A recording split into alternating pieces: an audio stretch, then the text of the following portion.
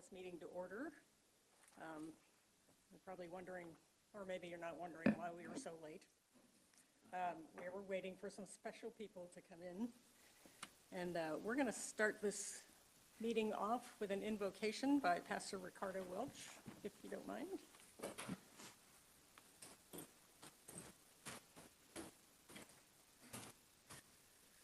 Good morning. Thank you for this great opportunity to come and invoke the presence of our God into this meeting, and to give congratulations to my brother, Ken Welch.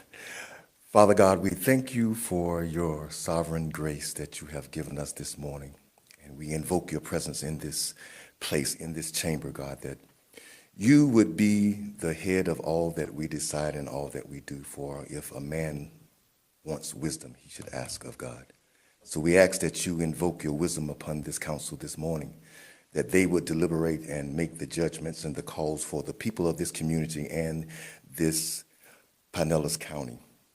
We understand that all things work together for the good of those who love you. So we ask this morning that as we invite you into this place to be the sovereign, omnipotent, omniscient God that you are, that you would give guidance, wisdom, and understanding in all that is going forth today. We ask all of these prayers and requests in your matchless Son's name. Amen. Commissioner Welch, if you would lead us in the pledge.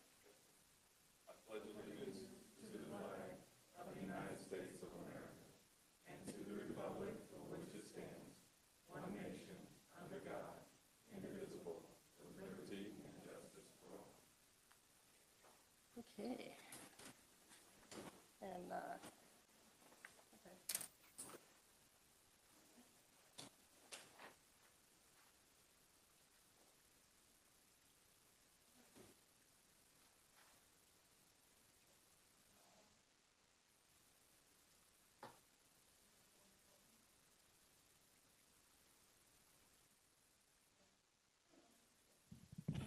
okay. Okay. We have, first up, a proclamation. What kind of day would it be without a proclamation? And I'm going to read this in recognition of Commissioner Ken Welch.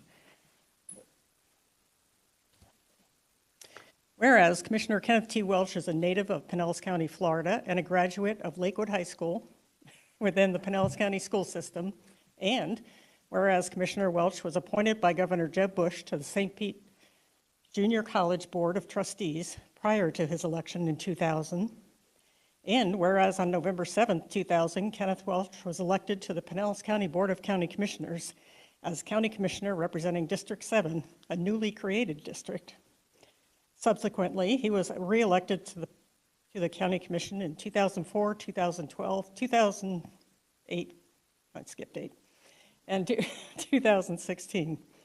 And whereas he served as chair for the County Commission in 2006, 2013, and 2018, and whereas he has represented the County Commission at the state level as the first and second vice president of the Florida Association of Counties, Urban Caucus co-chair, Finance, Transportation, and Administration Committee chair, and awarded Florida Association of Counties Presidential Advocate designation 2017, 18, and 19. And whereas his service at the county level are inclusive of serving as chairman for the Pinellas County Suncoast Transit Authority, Pinellas County Tourist Development Council, Pinellas County Business Technology Services Board, and Pinellas Economic Development Council. And whereas during his 20-year career as county commissioner, he has served on numerous boards focused on diverse community issues, including community and economic development, housing, transportation, poverty reduction, and public safety. And whereas the Board of County Commissioners congratulates Commissioner Kenneth T. Welch for his service to the constituents of Pinellas County and for his 20 years of service as Pinellas County Commissioner from November 21st, 2000 to November 16th, 2020. Now therefore be it proclaimed by the Pinellas County Board of County Commissioners that the 12th day of November 2020 be recognized as Commissioner Kenneth T. Welch Day.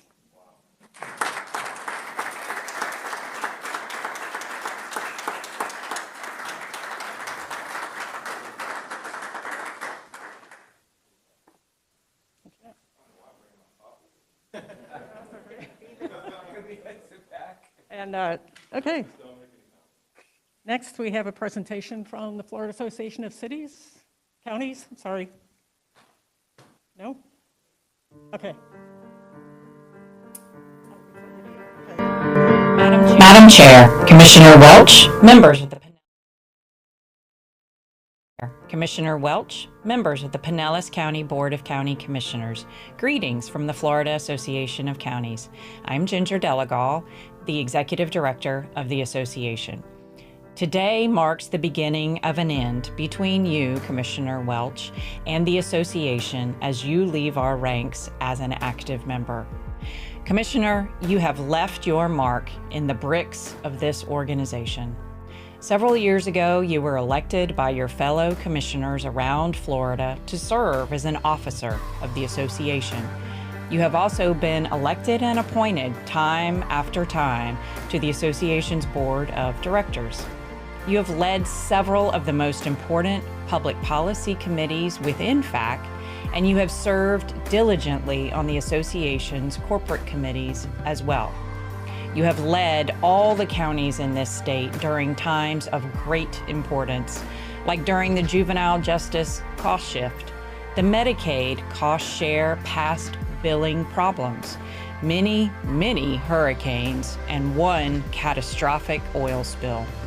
Commissioner Welch, the association will greatly miss knowing you will attend a meeting with the latest technological breakthrough or gadget for us all to learn from. We will miss your thoughtful financial questions and your diligent service. On behalf of the association, we wish you great success as you head into your next adventure. Godspeed.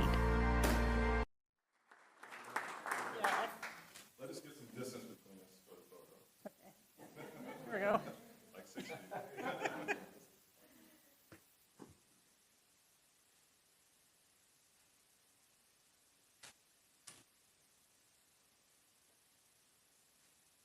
One with the proclamation.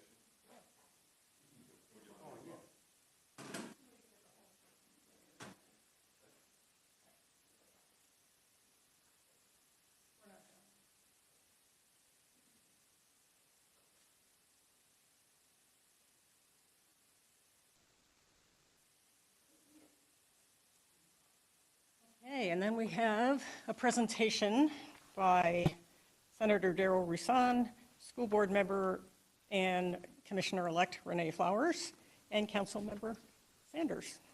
Y'all would come on up. Oh, look at that. Cool.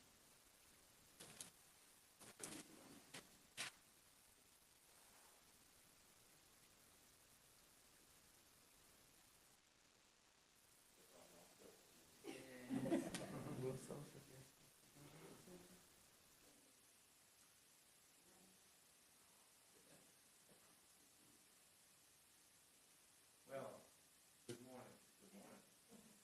Friday the 13th has never felt so good. Commissioner Welch, on behalf of the African American elected officials of Pinellas County and St. Petersburg Borough, we would like to say that it is not the critic who counts, not the man who points out how the strong man stumbled, how the doer of deeds could have done better. Credit belongs to the man who is actually in the arena, who knows the high triumph of victory, or if he fails while bearing grace, so that his place was never with those cold and timid souls that know neither victory nor defeat. You have served well, but it was born in you. The legacy left by Dr. David P. Welch when he opened his heart, his head, his office on 16th Street to the entire community. You didn't have a choice. You're right. In fact, I'm so pleased that I've been inspired by you, all of us, in your career. In 2000, when I was elected to the NAACP, you were elected to the county commission. I shared the ballot with you in 08, in 12, in 16. And I've been honored to serve with you and beside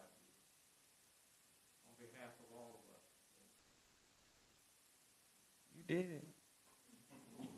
Congratulations. Closing. There's an old African proverb that says the big game shows up when the hunter has given up the hunt. Don't give up the hunt. Thank you so much.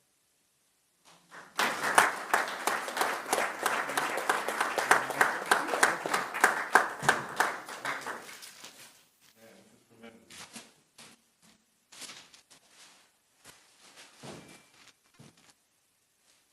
I would ask my daughter to help me, she's got 3 iPhones.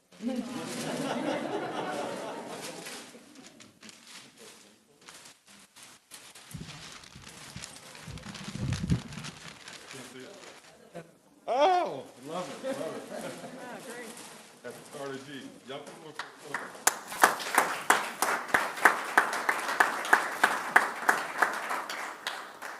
good. We got masks on too.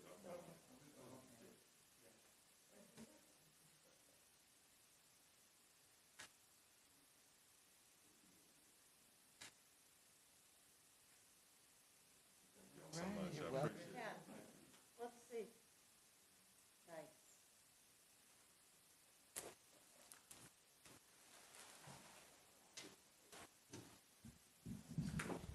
We're going to need another big office to put all this stuff in, you know.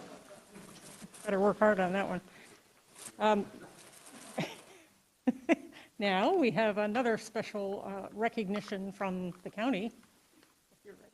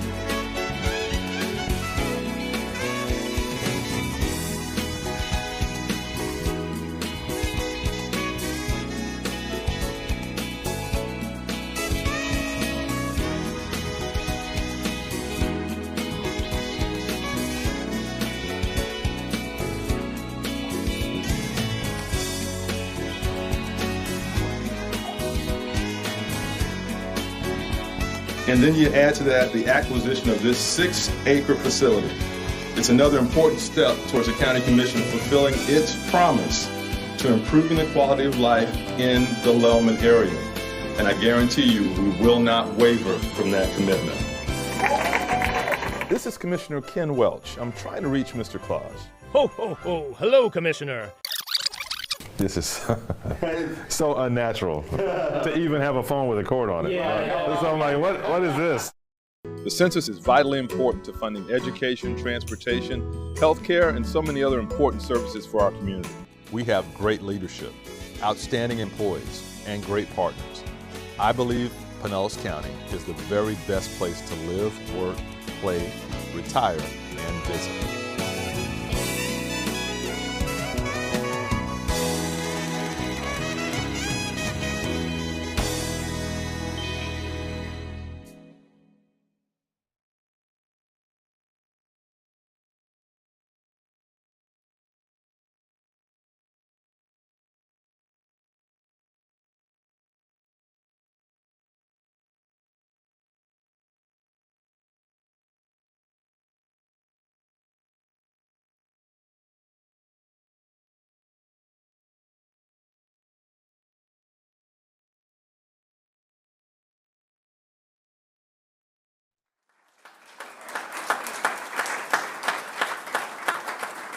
Okay. And finally, we have a little recognition of your 20 years.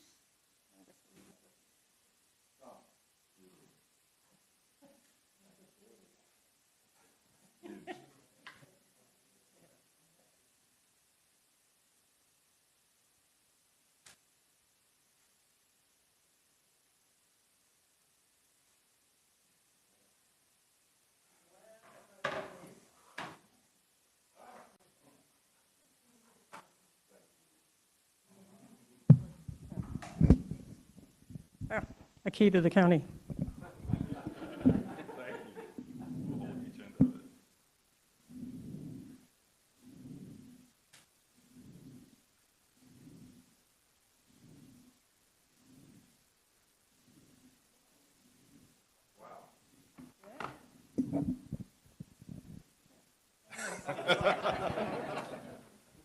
Wow, that is a lot. I knew something was up.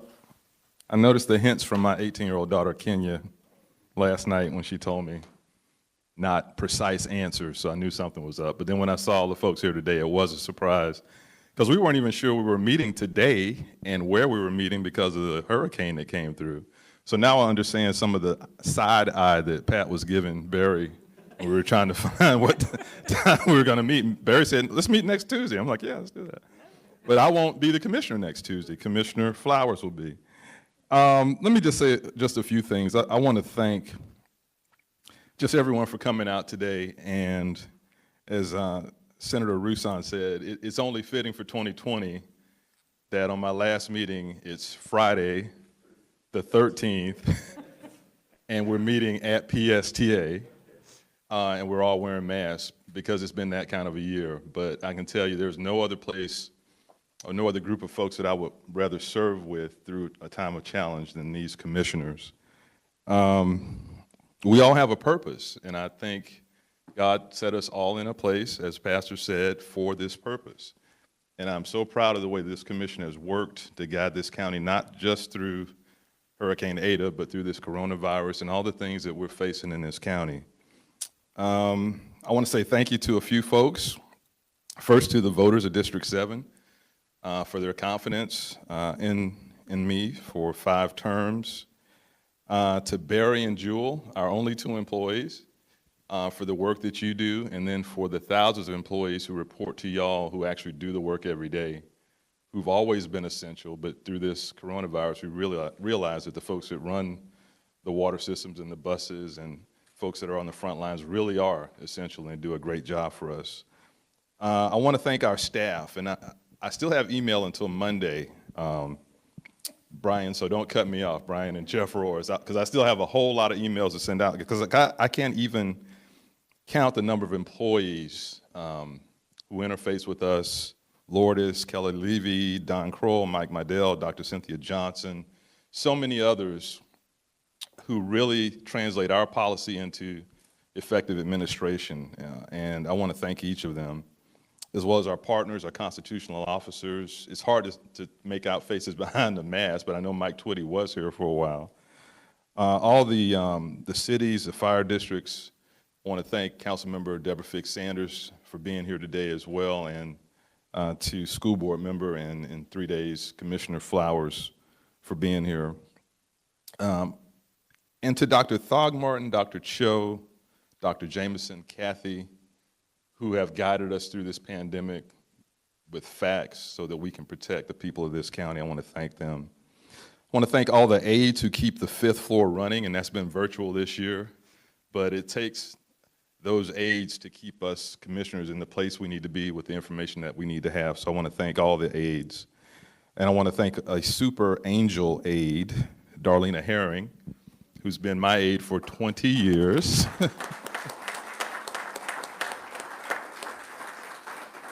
And may I say so, Commissioner Flowers? Yes, sir. That she will continue to serve Commissioner Flowers going forward.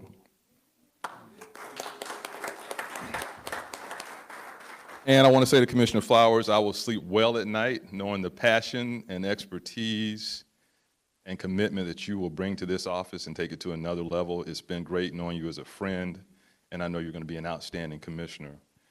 I have said, and actually did a column yesterday in Florida Politics. It talks about the way this commission works. And I've said it, and I don't know if folks thought it was bluster, but I've said it for years, this is the finest commission in the nation because we focus on moving our community forward.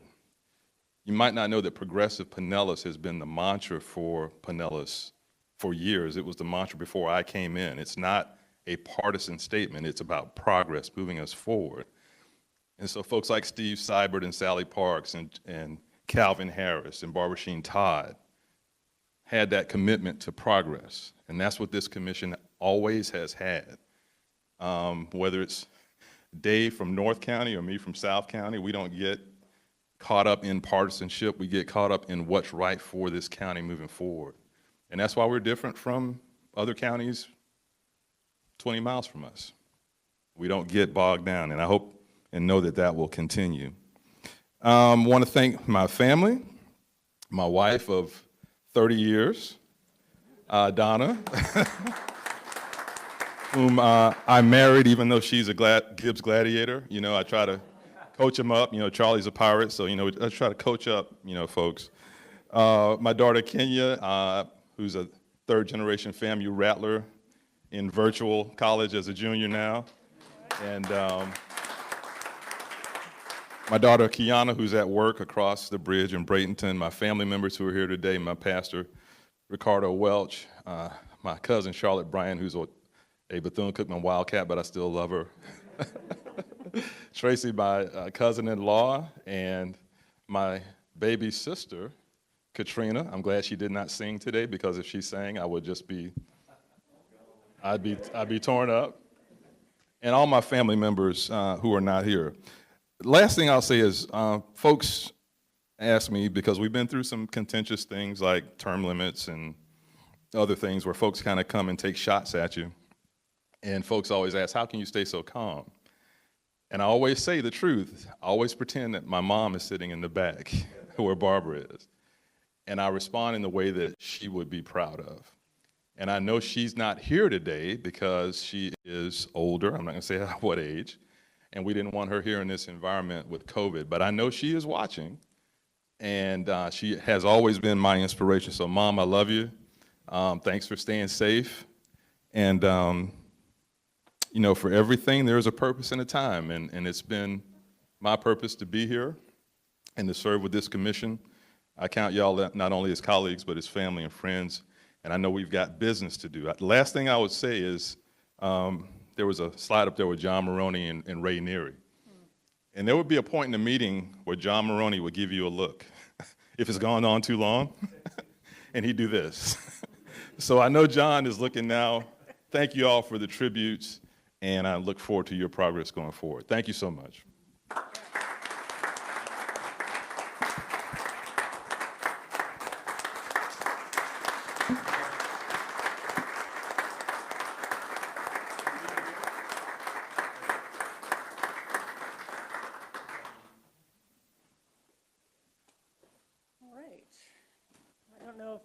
commission members want to make any remarks, or if we've already said it all?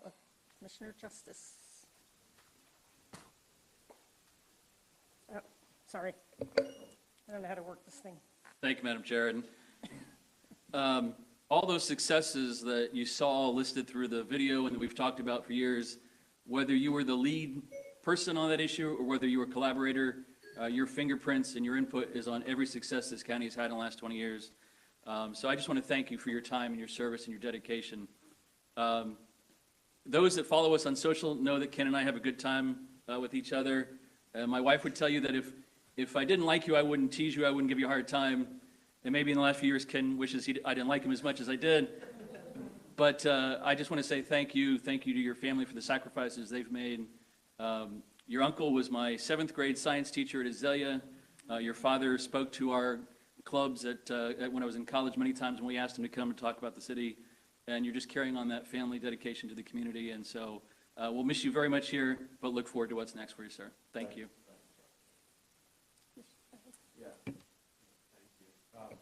Well said, Commissioner. Ken, I've enjoyed working with you since I've gotten here. Even before that, just opportunities to work on MPO together over the years. But when I think of you, I think of a thoughtful person, somebody who's always prepared, always involved, gracious in your assistance with me along the way, but with anybody. Family man, spiritual. I just think there's a completeness about you, and I think I love the comment you made about having your mom in the back of the room, because I have those same feelings about my mom. You know, they're always that guide to us when we were younger and certainly throughout life. But you have been a true leader in the county. All of those attributes that I just mentioned make you the leader that you are. People enjoy being around you. They enjoy listening to you. They get a lot of understanding about the issues of the day. And that key that you got is for the entire county. So just remember, when you get up our way, the little the token gift that I gave you was make sure you get up to Dunedin and visit us from time to time. But I wish you so much happiness and success in the next endeavor phase of your life, and look forward to working with you in the years to come. Thanks. Yeah. He doesn't work to my office. Yeah. I don't know this. Well, I think you know how I feel about you, but I just wanted to say I have always appreciated, and Commissioner Welch did give me that advice about your mother watching in the middle of all those phone calls we were getting. I was at my wit's end, and that helped a lot, actually. I've always appreciated your ability to see through the nonsense and to just come up with clear decisions and unemotional decisions, but things that were best for this community, always, always, always. So, yes, we are going to miss you terribly, but we're looking forward to having Renee here. Yes, Commissioner. Thank you, Madam Chair. Commissioner Welch, I'm still mad at you. I know you are. And Donna, just so you know, now I'm mad at you. Because you promised he was going to bring his saxophone today, and you didn't. Maybe when there's more dripping else, I'll come back. Yeah. Oh, there you go. Well, I just want you to know, you know how much I love you. I don't like you for leaving us, but I'll get over it eventually.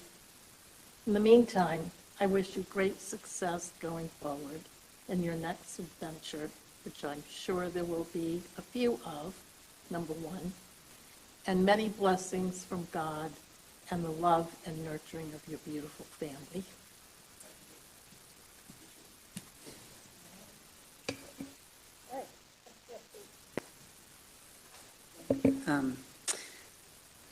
Ken, I want to thank you for your public service. Over the years, you truly have been a mentor for very many people. And I know that it's very grateful. So I wish you great luck in your future endeavors and great happiness with you and your family. And for Renee, congratulations, and I'm looking forward to working with you. You have really big shoes to fill. Amen. Yeah, I think she knows. All right, we're going to take a 5-minute break because we have some refreshments in the back room there. If you'd like to join us.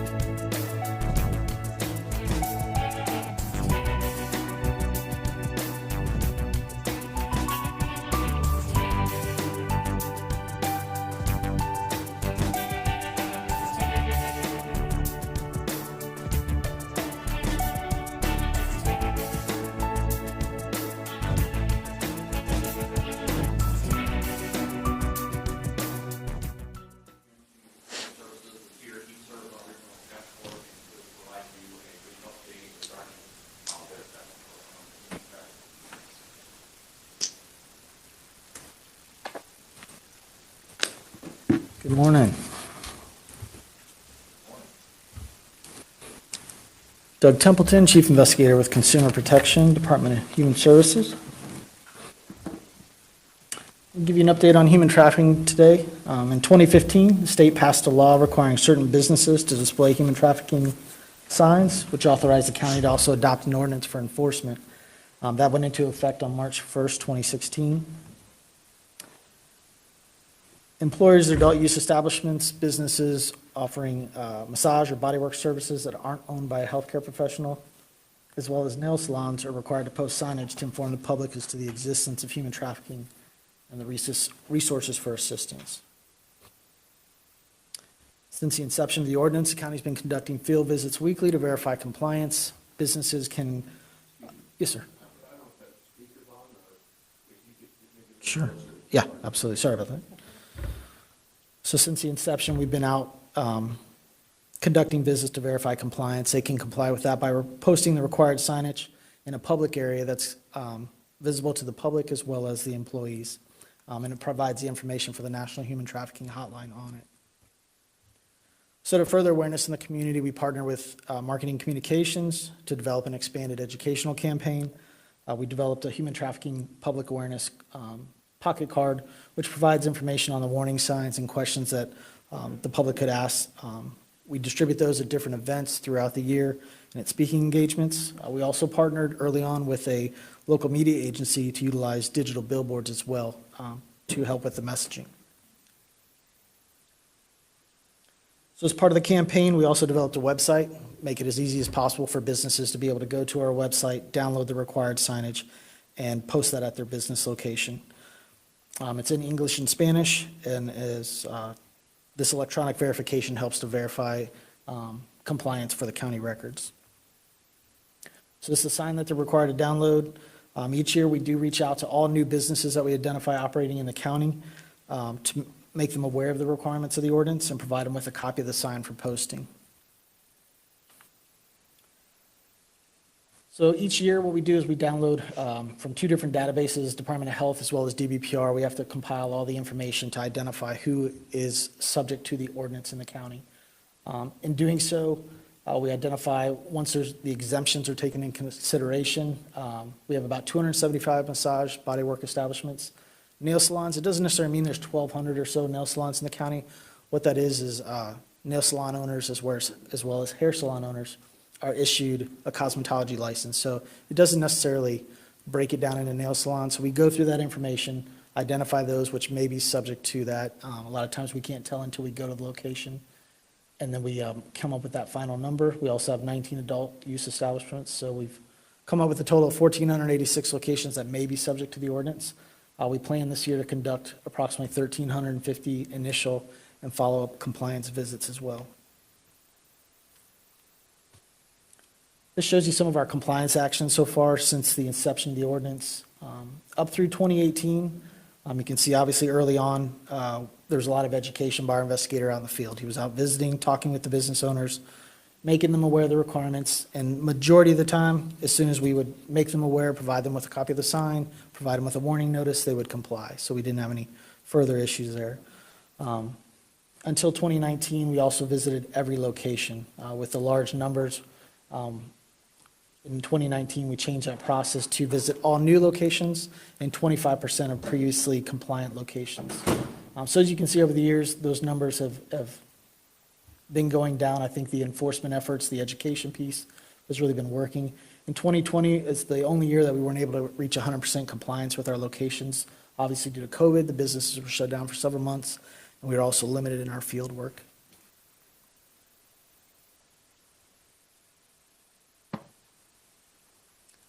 So since the inception of the ordinance, we've been actively working to coordinate the implementation and enforcement of this human trafficking signs. To further awareness, we created the informational materials I mentioned.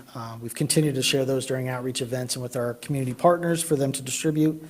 We also worked through some language barriers early on, partnering with Lealman and Asian Neighborhood Family Center. We developed an informational flyer that they helped translate, that helped bridge a language barrier that we initially saw going out to the businesses. And it was just really helping to provide an understanding of what the requirements were. Once we were able to do that, we really had 100% compliance.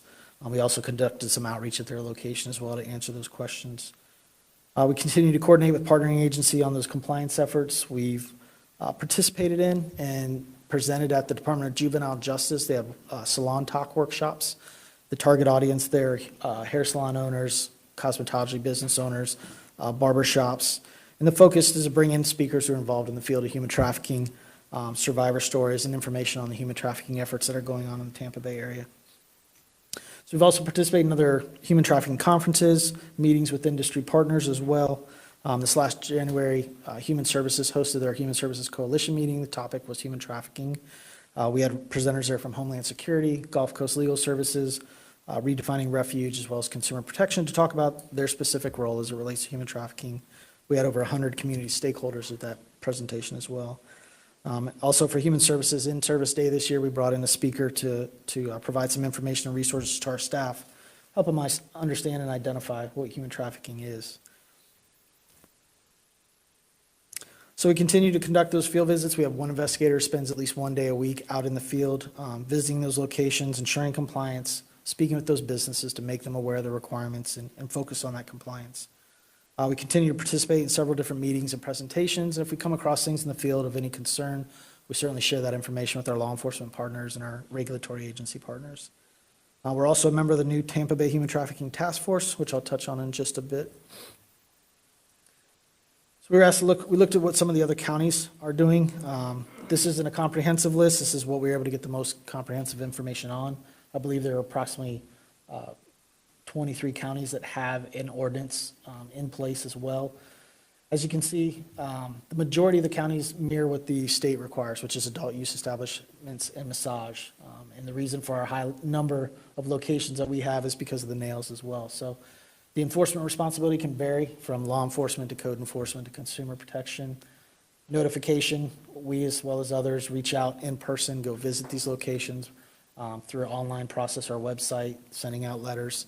And same with enforcement. We go out into the field, we provide warning notices, educate them on the process, citations when necessary, as do some of the other counties. So several of them are complaint-driven or maybe secondary enforcement where they're already out in the field focusing on other efforts that they're able to also bring them into compliance with that.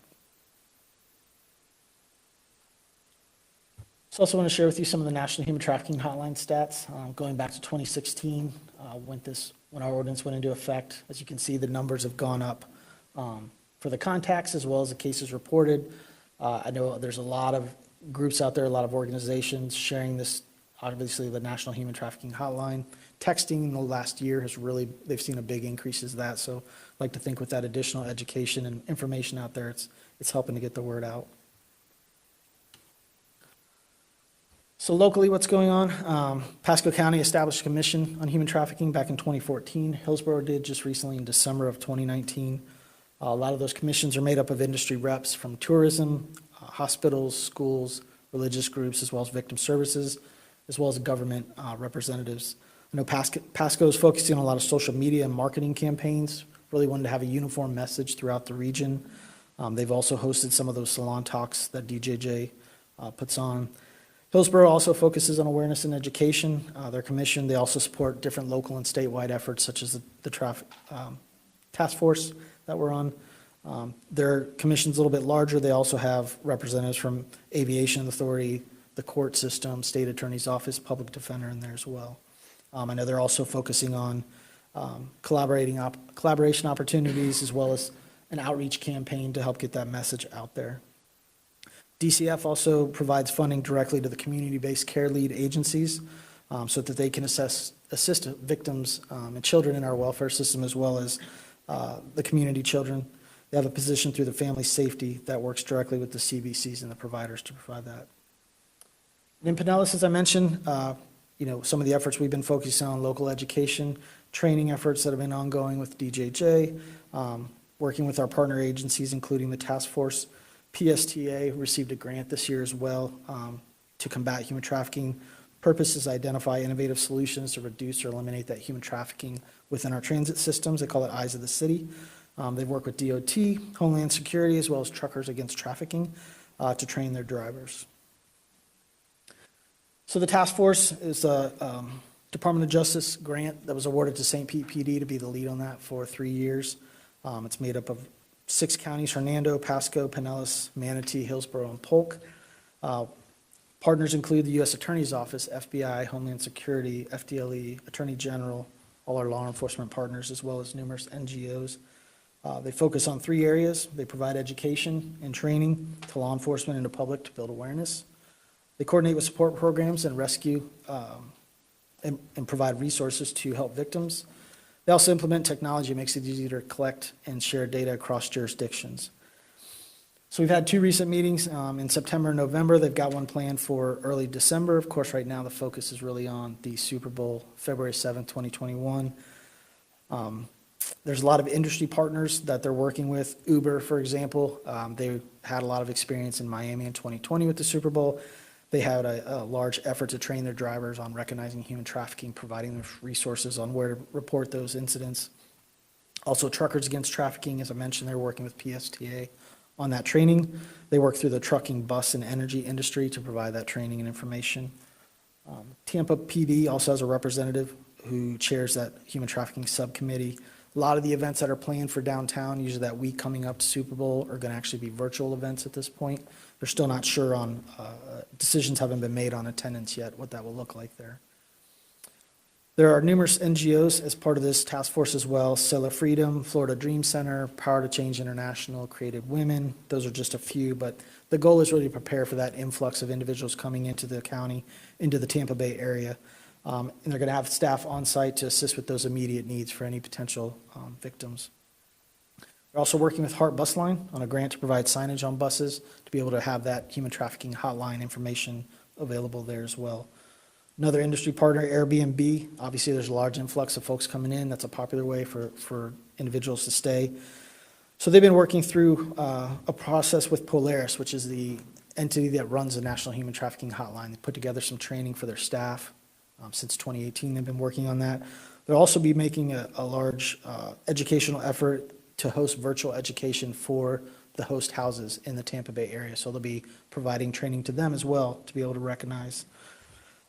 Task Force is working on different campaign efforts to, really focus on reducing the demand for the trafficking, creating awareness, and making sure those resources are in place when necessary. They'll be working with the hotel industry, the airline industry, to be able to put some messaging out there, provide that educational resources as well. Those of you may have heard, last month, St. Petersburg Police Department had a 2-day operation where they rescued 3 potential victims and charged 22 individuals with crimes. So they are, really focused on this. This task force is a large group, but it really is bringing those resources together, helping to focus on those immediate needs. Chief Holloway mentioned at the last meeting that, the week leading up to Super Bowl is 1 week, but there's still 51 other weeks in the year that we need to be focused on, and it's a 3-year grant. So there's a lot of work still to be done, but, the efforts so far have been very impressive that the task force has been able to accomplish. Do you have any questions? Yes, Commissioner Justice. Thank you. A couple of questions. One on the hotline and that kind of, do we have any idea, do we collect any kind of data as far as when people call the hotline, did they see it from one of these flyers or notices? I mean, do we know that that's where it's coming from at all? They do track, I think, how the initial call comes in. If it's through, it wouldn't necessarily be through us, but whether it's through their website, whether it's a text, whether it's through the phone line. Unfortunately, we can't get any more specific stats on Florida either. It really is statewide. They can't give us any breakdown by county. So, but they do break it down. Like I said, the texting, I think they said, has increased from last year like 30% from what it was the year before. So. Okay.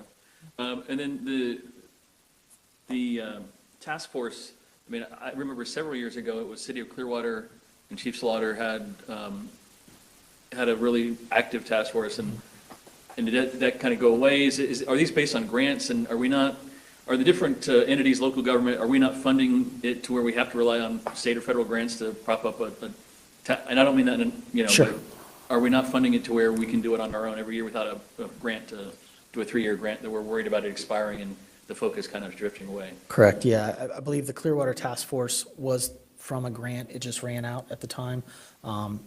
With that one, it was Clearwater PD was the lead on that. And then there's, that's kind of the goal at the task force. There's a lot of silos, a lot of entities working, and I know they're working on data sharing, like I said, collaborating with the information sharing, building those systems where, as soon as somebody goes across the bay, that it doesn't get lost, that we're still able to track that information. So, yeah, it's right now those are grant funded, and this one's a 3-year process. So, what happens at the end of that, I'm not sure if, where we'd go from there, but certainly could look into those opportunities of, again, we want a regional message, with Pasco and Hillsborough, especially in the Tampa Bay area. And maybe that's something that, as we're developing budgets, that we think about so that we're not, because obviously this is an issue we all care about all the time, not just on a grant timeline. So anyway, thank you. Thank you. Madam Chair. Commissioner Justice, that's kind of where you were going is kind of where I'm going too. I feel like that this is, again, probably because we're not completely educated and understand what's going on out there in this effort. It feels like it's just a kind of we're just kind of going through the motions. And I'm not talking about, our department here, but like you said, when a grant is up, we lose focus, or do we? What efforts are we doing as a county to provide safe haven, protection, like spousal abuse? We have CASA, we have the Haven, but we've got places that the word's getting out and people know how to plug in. It's still a fearful process for a woman to go through that. So when it comes to this, again, I'm just trying to think, can you shine a bright enough light on this to bring it out from the ugliness corners of our county, if you will? But how do we bring that out? How do we let people know that if you want safe haven, there's a place for you? And do we have a place? Sure. Because I just feel like it's, and again, I think in January is the actual month for recognition of this, and I think we're planning something for the second meeting in January, leading up to the Super Bowl as a focus. But that's going to come and go, obviously, and so just maybe some comments from you, or maybe if we can get some of these groups that actually are those groups that you mentioned that are out there on the front line, talking to us as folks, and also to our residents about what they can look for. What do we see out there? I mean, so just maybe some comments on that. Yeah, our the task force, like I said, there are dozens and dozens of NGOs out there and service providers. Again, who are they? Where are they? How can they provide assistance? This task force is certainly providing for that opportunity to bring them together, make sure, at least for this concerted effort, to bring them together and make sure that there's sufficient beds for victims, for, the services to have them on site. As far as the messaging, that is something we've had some discussions with Pasco recently about the need for, and that's their focus, is we need a regional message. We need folks to know where they can go for those services. I think there are lots of services out there. I think there are a lot of groups out there.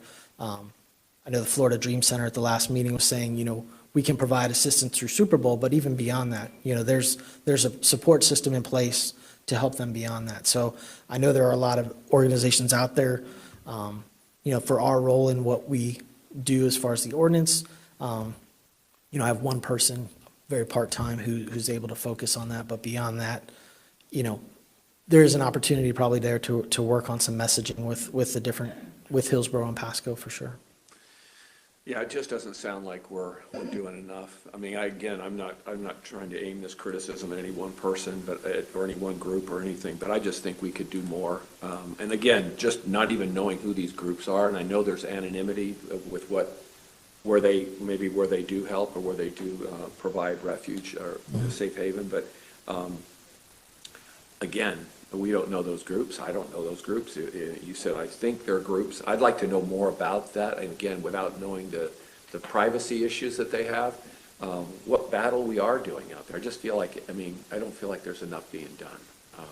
And maybe it's just a feeling, and maybe somebody needs to come forward and do a little better job letting us know what is going on out there, what to look for, how can we be eyes and ears for that kind of thing. Because I gotta imagine if you're trapped in that, it's got to be one of the scariest things to even contemplate getting out of. And so where do they go? Sure. You know, so somebody calls me and says, where do I go? I wouldn't have any idea. No, I need out, I need help, I need, where do I go? And that National Human Trafficking Hotline, I mean, would be the go-to. I mean, they're able to connect them with local resources, no matter where they are. In that task force, again, there's a focus right now at the Super Bowl, but certainly the next couple of years, I think there are big plans to be able to, messaging is going to be a big part of that, social media, to be able to get that message out there where people see it. So let's hope so. Thank you. Commissioner Long? Yes, thank you, Madam Chair. Just as a piece of information, when the city of Clearwater had that task force up and running, my daughter-in-law was on that task force as a sex crimes investigator. And I remember at the time that there's a unit in the Tampa office of the FBI that is very, very informed on this issue. I don't know if you've been working with them, but they have a powerful, powerful presentation that they make on this issue. And about a couple of months ago, I got into a conversation with Mayor Hibbard's wife, Teresa, who had recently heard that presentation, and it was just a huge eye-opener for her, and she reached out because she was interested in trying to form some kind of a Pinellas County commission on sex trafficking, and I know Commissioner Seal spoke a bit about her interest in something like that, and maybe that answers the issue that you just spoke about, Commissioner Eggers, with regard to it doesn't feel like we're doing enough to have our fingers on the pulse, because I do think that there's a lot of information out there, and I do remember a discussion with Sheriff Gualtieri about and they even made a documentary, because I remember seeing it on TV, about how this starts at the high school level with these young girls that get picked up on the beach. And at the time, my granddaughter was a junior in high school, and I used to worry unbelievably about her hanging out on Clearwater Beach. So I think that, for all of the work the task forces are doing, we all know that there's, especially if you've raised teenage girls, Commissioner Welch, Charlie, there's just nothing in the world like peer pressure when you're a teenager. And, this young girl, it happened in Treasure Island. They had a huge bust down there at a house in Treasure Island where they had, these high school kids had just stolen this young girl right out of under the eyes of her parents at night. Do you remember seeing that? It was horrible.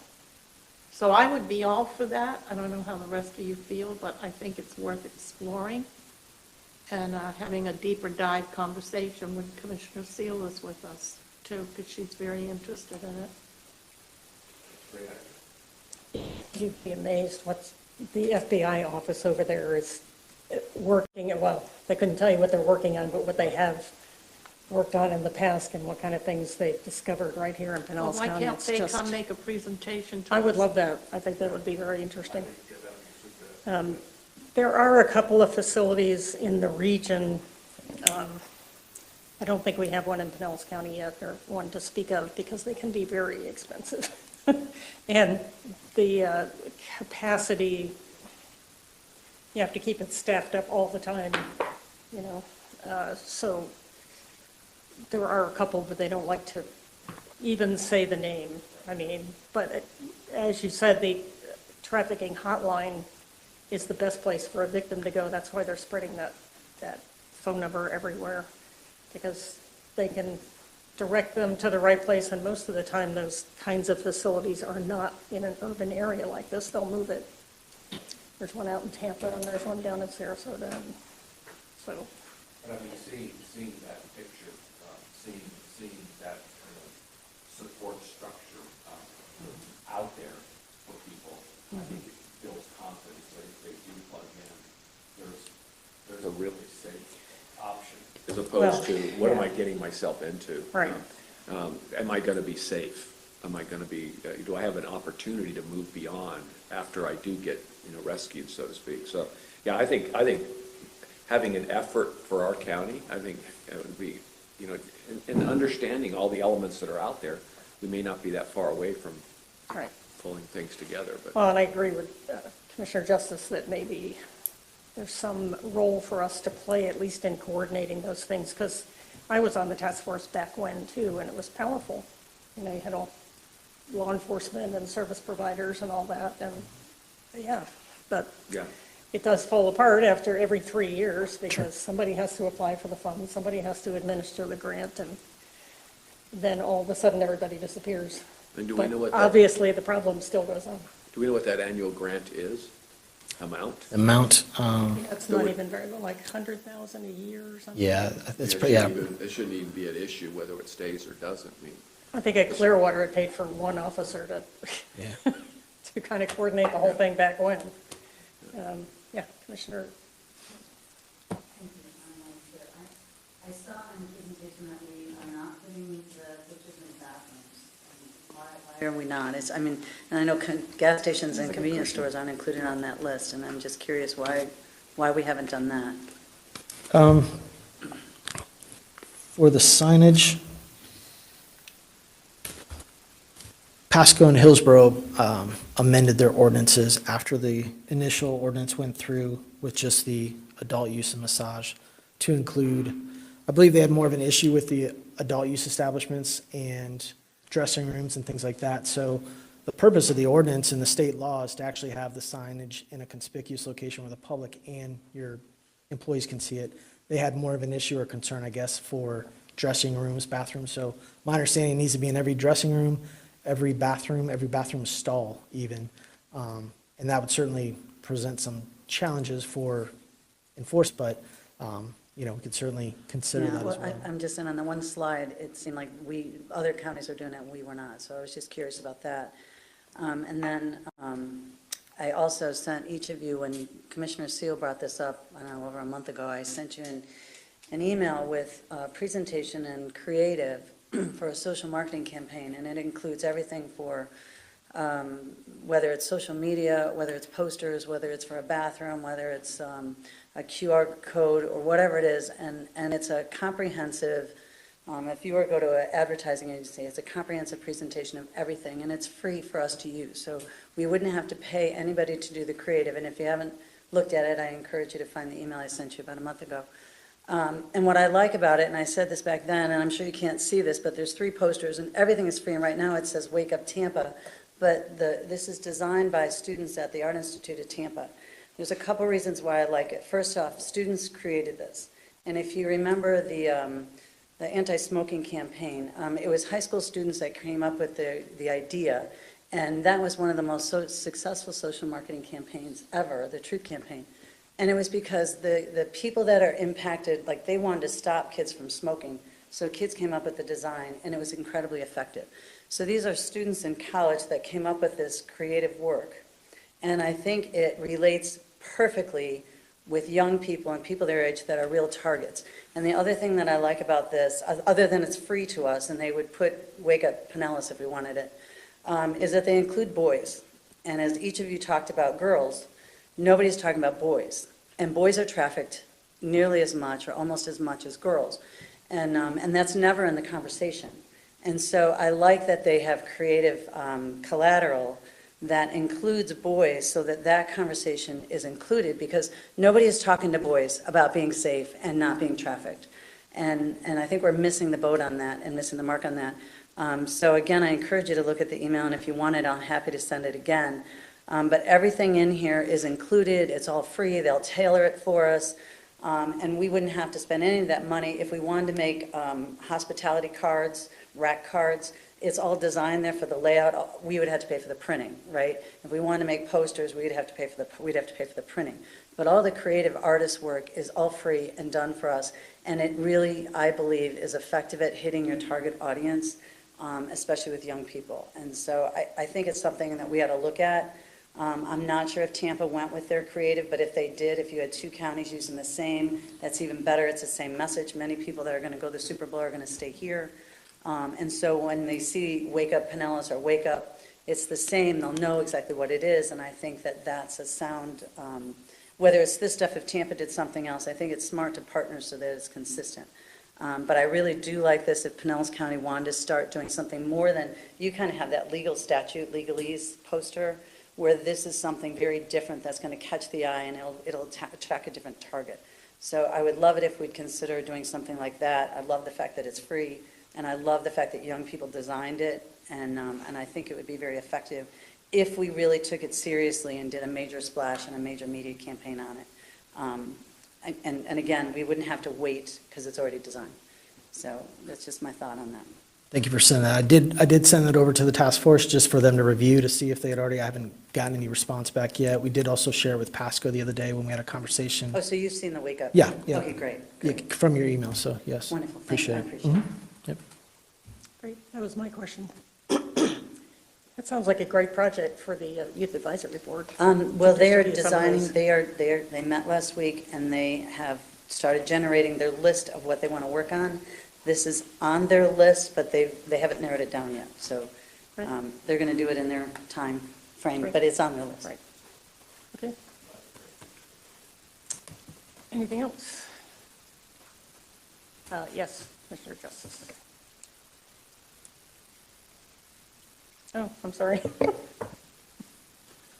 Just, thank you, Madam Chair. Just, we have been talking about the girls and women more than males, but did want to point out, the Florida Dream Center did actually construct and has a males victim trafficking residential center that they operate and support. So, yeah, right, it is.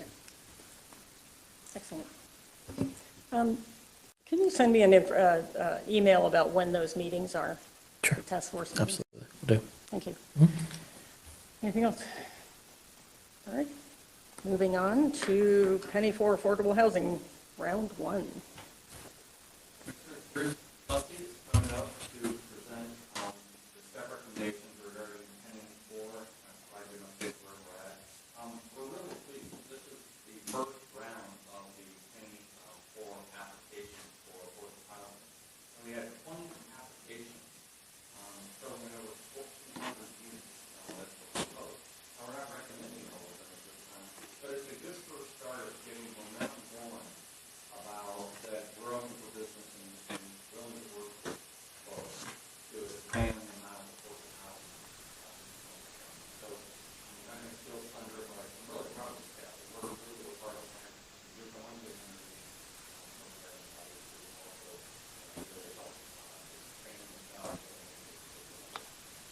All right. Good morning. Bruce Bussey, Housing and Community Development Department. As Barry said, we've had a very strong interest and strong response to our first round of Penny 4 application cycle for affordable housing development projects. This morning, I'd like to provide a brief overview of that overall process and a summary of our application review. At that time, I'll be happy to introduce everybody who's been part of a very large team to make this effort happen. Affordable housing program, our affordable housing development program is not a new program. Pinellas County has offered this program well over 25 years. Initially, those funding sources were entitlement funds from the federal government and from the state government. And then in 2005, the Board of County Commissioners established the Local Housing Trust Fund. That really kind of started a much stronger local initiative here at the county. The board's allocated over $20 million to that housing trust fund. Following that, well, at the same time, actually, the board established a community land trust. That gives us a vehicle to acquire land and make sure that that affordable housing is affordable in perpetuity, forever. So that was created in 05 as well. And then in 2015, the board allocated $15 million of penny funds for affordable housing. The Penny 3 program, to date, has funded and created 527 affordable housing units. We've spent over $13 million to do that. And we still have a balance of funds there that can be used for additional acquisition of affordable housing land.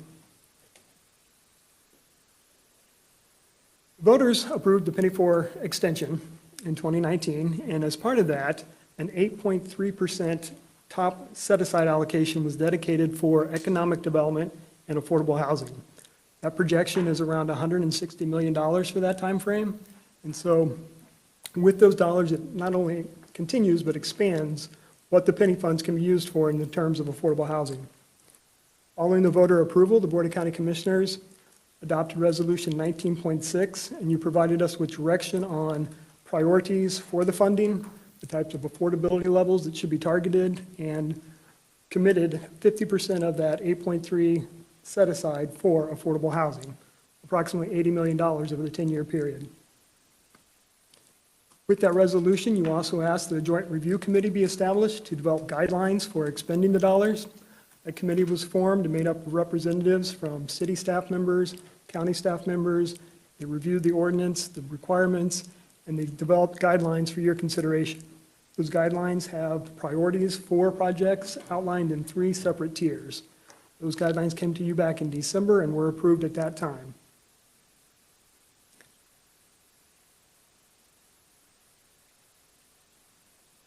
This is a summary overview from the guidelines. It establishes a framework of what the overall goal of the program is in terms of affordable housing, increasing the number of affordable housing units, as well as preserving existing affordable housing. Eligibility criteria was established, minimum size, location, some of those kind of requirements, and also the eligible use of funds. As I mentioned, Penny 3 funds have been used for 5 years now to acquire land for affordable housing. Like Penny 3, Penny 4 can do the same thing. But Penny 4 also allows funds to be used for capital improvement. In other words, we can use these dollars to actually construct the facilities and build affordable housing. So that's a significant expansion in that economic development arena. Following the establishment of the guidelines, staff created a new process and a scoring procedure based on those guidelines. This is an overview flow chart. It's a long flow chart. It takes 2 slides. So on the first slide, we kind of document that there is an application period. Typically, in the past, we had an open application cycle, but because of the additional resources and the momentum we wanted to build behind this effort, we've established an application cycle and gone through our first one, and we'll continue to do that. Those applications that came in, as Barry mentioned, we got a really strong response. We've reviewed all those applications for general eligibility, and then we've analyzed and scored them to rank those, and that's what I'll be presenting in just a few moments. Following that scoring, we're going to bring those back to you with our recommendations of which projects we think are ready to go at this time, and look for your support to make that approval. That approval would be up to a certain amount per project. Once the board reviews and approves certain projects, that would then lead the project into the next phase, which is a more intensive analysis and due diligence. We've done a lot of work reviewing these projects so far based on the application materials submitted, some other third-party reports. But upon the initial approval by the board, there'll be some additional work to do. Ordering appraisals, for example, title work. There might be some environmental assessment work that needs to be done. So at that initial approval point, there's still some final work to be done before we would actually fund a project. During that process, when we're doing the final analysis, we're comparing the construction costs, we're doing the underwriting analysis, making sure the affordability levels are accurate. If anything significantly changes in that scope, if the funding level would be revised or the scope of the project would change, we'd bring that project back to the board for reconsideration. With that, that's kind of an overview of the background and how we've got here today. We launched the first round application at the end of June, had a 2-month period for applicants to apply. We received 18 total applications requesting $43.8 million. So with that 43.8, we obviously had to do some ranking, scoring, and evaluating to look at the projects that best met the guideline criteria, scored the best, and are really going to be able to move forward sooner rather than later. As we've done that, we've got 4 projects that have sort of risen to the top in terms of meeting that criteria, readiness to proceed. And those projects are listed here, and I've got specific slides for each one that we'll go over for the 4 recommended projects. If those projects are all approved and move forward, that would create a total of 412 affordable housing units. I want to just speak to the other applications. There's still those other 14 applications, and at this point, we don't think those are quite ready to move forward, but we do plan to continue as staff working with those applicants. There's 3 of those projects that are pretty close, and so we think if some of the other pieces could fall into place, we might be able to bring back additional projects to you within the next 90 days or so. And any of those applicants can then reapply during a following cycle. We anticipate having at least 2, as many as 3 or 4 application cycles per year. I mentioned the scoring. There's basically 5 overall scoring categories. This pie chart kind of shows what those 5 scoring categories are and the percentage weight value to each one of those categories. The next slide, we list those categories at the top and drill down a little bit deeper into what the composition of the category is made up of. So these are all the criteria that we took into consideration to develop the overall scoring for each one of the projects. In addition to the scoring, these are a lot of things we look at both in our initial review and maybe even more so as we do the final due diligence process. A lot of important items on here that aren't necessarily captured in the initial project evaluation. Those things include the debt ratio coverage, the land value. Any properties that would be acquired by the county will seek a separate county appraisal and make sure that it's, lining up with the cost as the applicant has applied for. We look at developer fees, the annual cash flow. We compare the construction cost to current market evaluation. So these are kind of things that we do early on, but more in detail following that initial approval.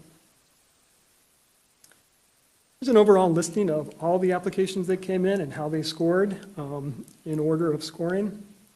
And as you can see, we've got several that rose to the top there with some pretty high scoring numbers. And the maximum amount of points that could be gained is 195, and I don't think that's quite possible because some projects would get points for being rental housing and another one might not. So 160 is a very high score. We had 2 projects in that category, 2 at 150 and 2 additional at 135. So when we were looking at these, we've got our overall raw scores, but then we decided, we really need to look at it in each category. So that's what this chart demonstrates, is we looked at each of the 5 categories and established sort of a minimum threshold there. And when we did that, 4 of the projects sort of checked all the boxes. You'll notice on this slide, in the second one, when we list all the projects, it's the cost support readiness category that a lot of the projects didn't quite score really high there. What that means is there might be a land use and zoning action that needs to be taken before that project can move forward. A lot of times that means there's a funding commitment for the primary funding source that is pending, and so there's just certain kinds of things that need to happen before that project's ready to go. And so when we looked at the projects this way and checked the box in each of the 5 categories, that's what led to our pending recommendation of the top 4 projects. So with that, I'd like to give you a brief overview of each of the 4 projects that we anticipate recommending for funding. In your packet, we did include a much thicker package that has a 2-page summary on all 18 projects. That includes a map of where the projects are located, a 1-page analysis of the application, the proposal, and a staff recommendation, as well as a detailed map of that project. Our top-ranked project, scored the highest, is a developer by the name of Blue Sky Communities, who's built a few affordable housing projects in Pinellas County and quite a few in the Tampa Bay area. This project is a proposal construction of new 65-unit project in the South St. Pete area. It's really close to being ready to go. This project received 9% tax credit awards, and it's, they're ready to break ground. They've had a ground opening, but they've got a funding gap. That one of those things you don't quite hear in the press releases. It's good to go, but there's also been some, with tax credit financing, there's been some costs that have led to some challenges with this project. We're looking at being able to assist the project with a land acquisition funding. And I mentioned earlier, Penny 3 funds are still available, so we could tap into remaining Penny 3 funds to buy the property for approximately $700,000. And what that does is not only helps move the project forward, make sure that it happens, but by acquiring that site, that means that property is going to be available and affordable in perpetuity, because that would give the county the control of the land long-term, so that can always remain affordable. I kind of scanned through there. Just going back real quick, this would be a 100% affordable project. Got the background demonstration there of the income levels of households that would be served. So all households benefiting from this project would be under the 80% AMI level. Reasons it scored so well is, like I mentioned, it's ready to proceed in terms of funding in place. land use, zoning, site plan, all those approvals in place. It's pretty much ready to go. It's a redevelopment project. It's got local support from the city of St. Petersburg. It's near a primary corridor. I think we might have a question. Commissioner Hall? Yeah, I can ask it now, or I can wait till you're finished, whichever you prefer. Your preference? I was very curious about let me go back to my notes here. The Fairfield Apartments in Central St. Pete, because my understanding is that the city is very high on that particular project and is fully supported. And I was curious about what caused them to not be considered more appropriately. Okay. That was a very high-scoring project as well, as you may have noticed on the list. The readiness category, that project is on a site that's zoned industrial, and the state passed a law recently that allows affordable housing to be built on industrial lands. So that's part of what that project is seeking to do, but because of the land use and zoning questions about the property, we're not recommending that project at this time. The city of St. Petersburg will have to make a decision on the land use and zoning, and that process needs to be worked through. So that's a project that, once they get over that hurdle, we'd very likely be able to bring back as a recommendation. But we weren't going to make a recommendation at this time that would commit those funds, not knowing the length of time it's going to take for them to be able to proceed pending the land use and zoning. So a follow-up though, Madam Chair, if I might. Please. There wasn't anything that I saw in the application process that spoke to land use and zoning. I believe the application references the new state law that allows affordable housing on industrial land. But as I understand it, I certainly don't want to speak, I think we need the county attorney's office or others to weigh in on that process. I think that's still being evaluated in terms of where the decision-making power lies for building housing on industrial lands. For example, there's no housing-related zoning density on industrial. An industrial zoning category doesn't say you can build up to 10 units, 100 units, 20 units. So there's some of those kind of things that are still vague. Hopefully those will get worked through. But there's also the question of preserving industrial lands. When you look. Madam Chair, so my question, when you just said that is this a county decision, a state decision, or a city decision? Who has to make the decision about this in order for them to move forward? As I understand it, it starts at the local level. I believe the city council has to make a decision initially. Can't speak. I don't know if Don can help me out here in terms of following that, if the authority lies at the city council and stops at the city council, or if that moves onward to.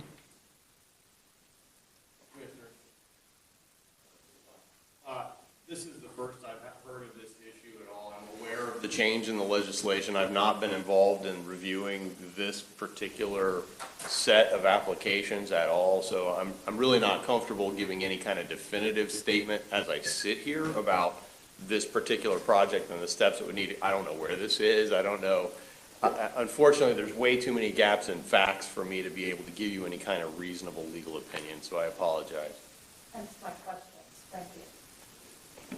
I can say that Forward Pinellas is also looking at the issue and evaluating it as well.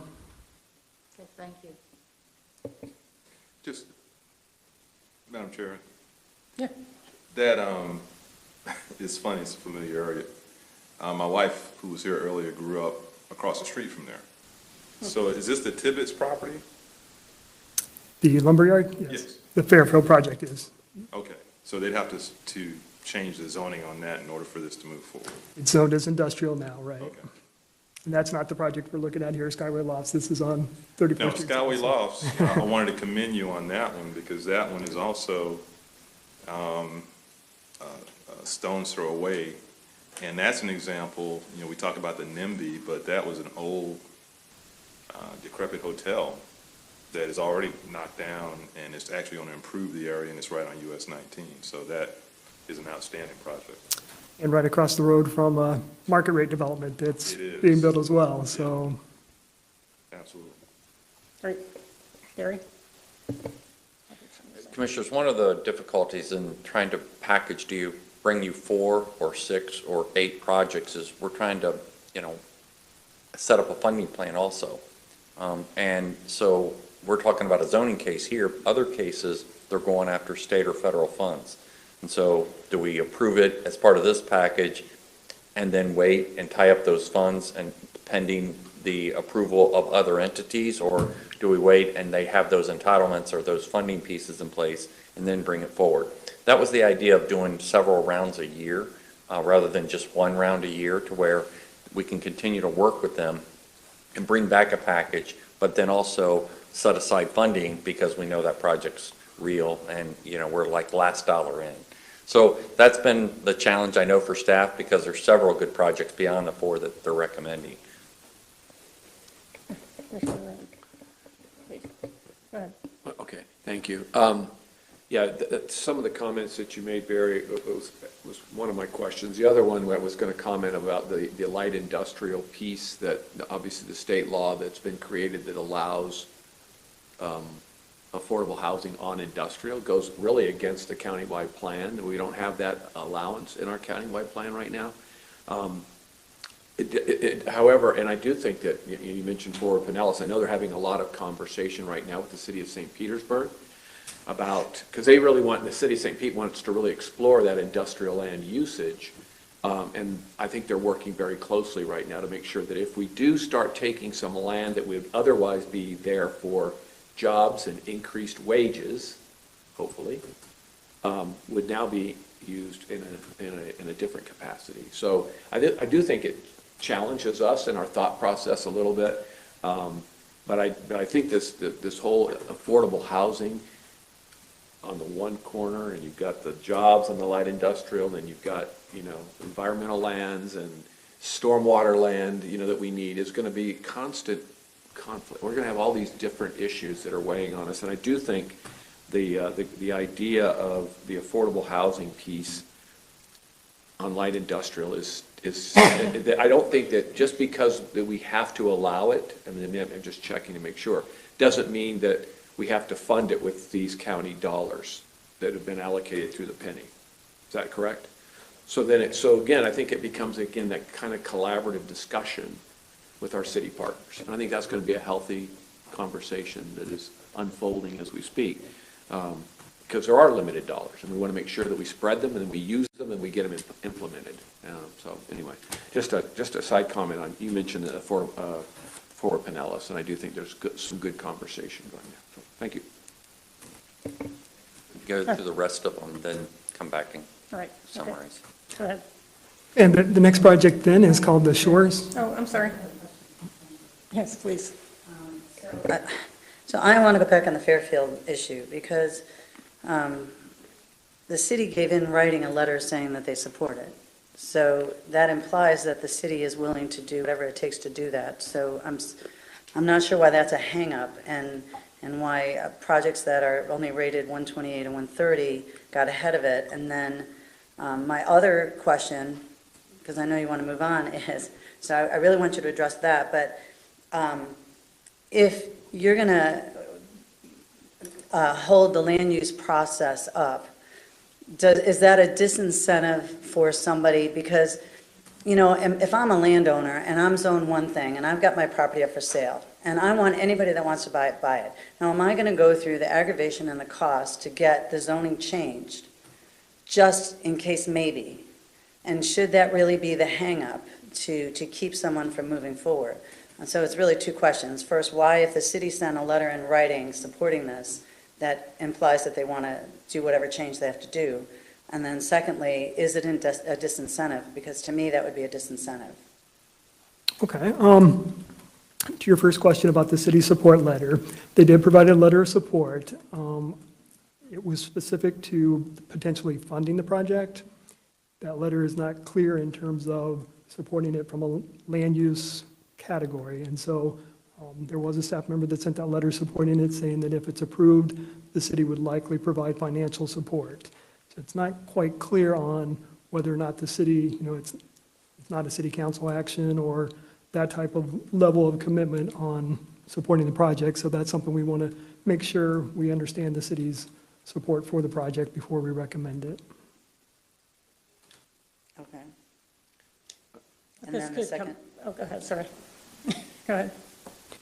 And then in terms of the second question about the property owner being able to sell the property subject to rezoning, I'm not sure that our funding commitment is going to make that determination.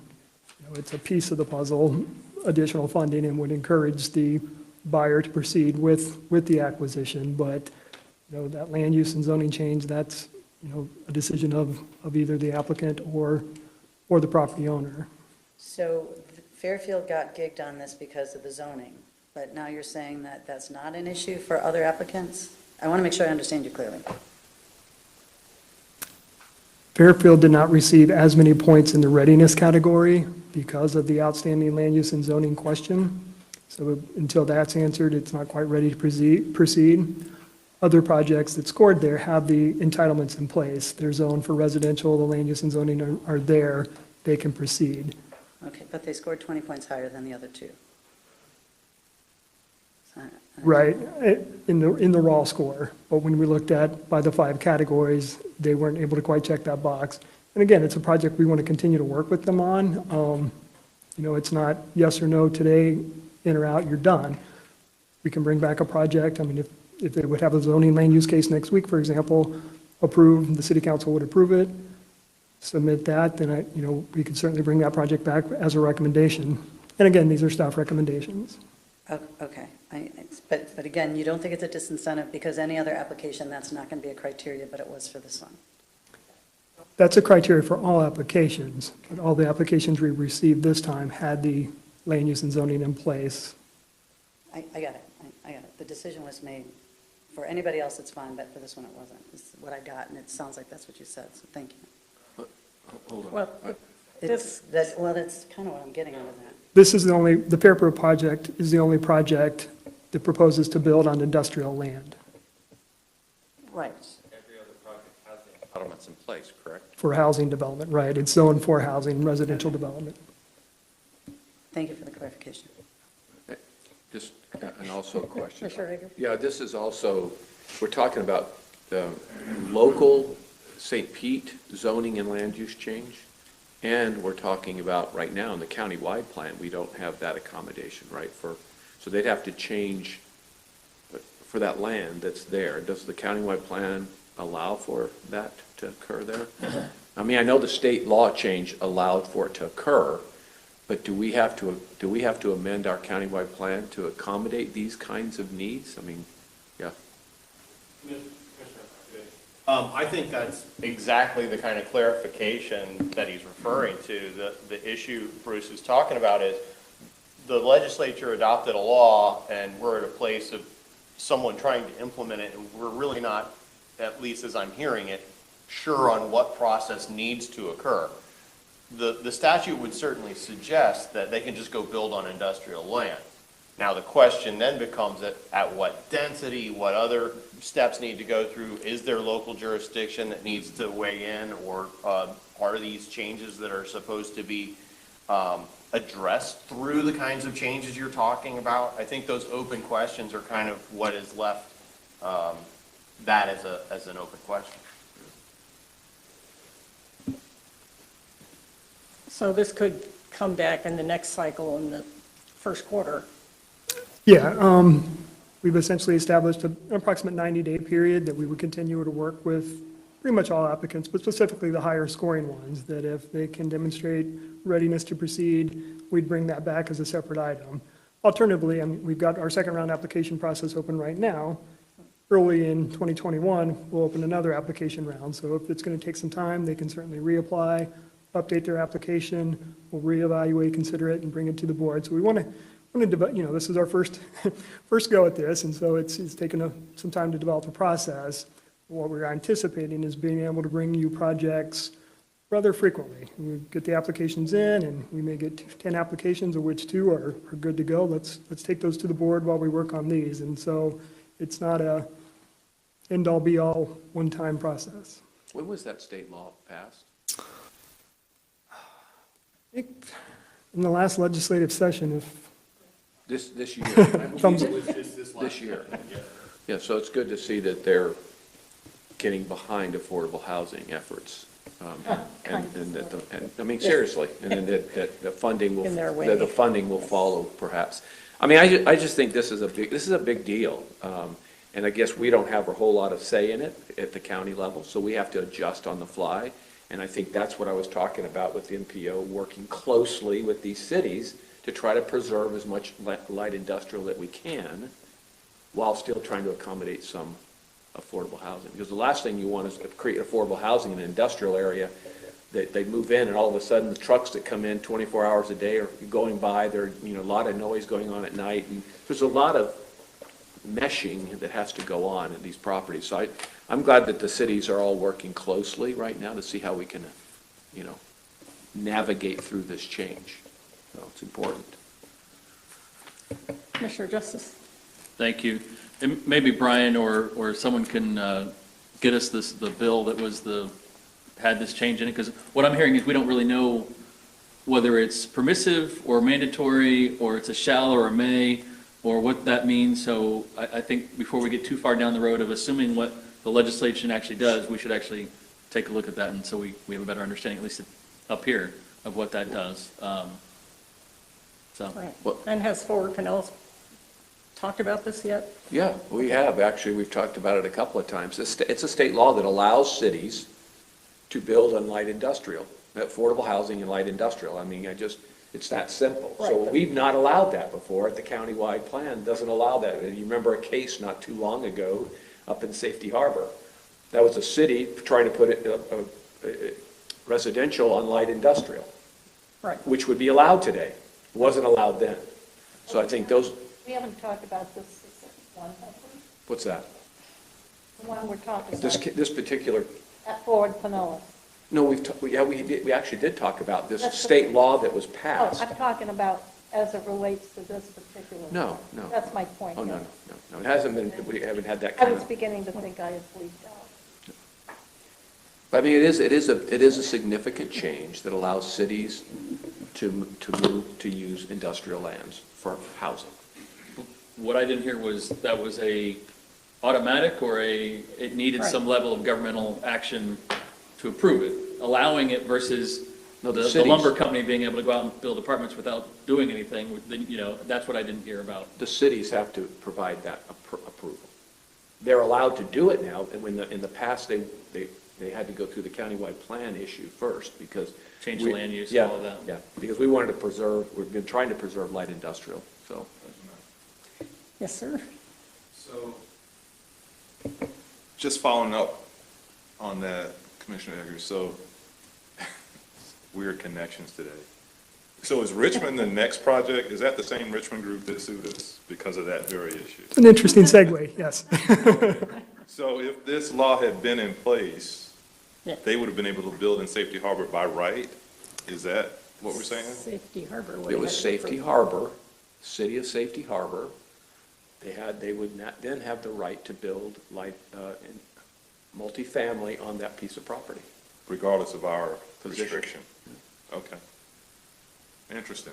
I With the mean, city's Don, approval. is that right, Brian? I mean, I'm just wanting to make sure we're just putting things in context here so that we understand the challenges that we have. It wouldn't be given to the property owner by right. The city would have to allow for it, but our countywide plan could not stop that.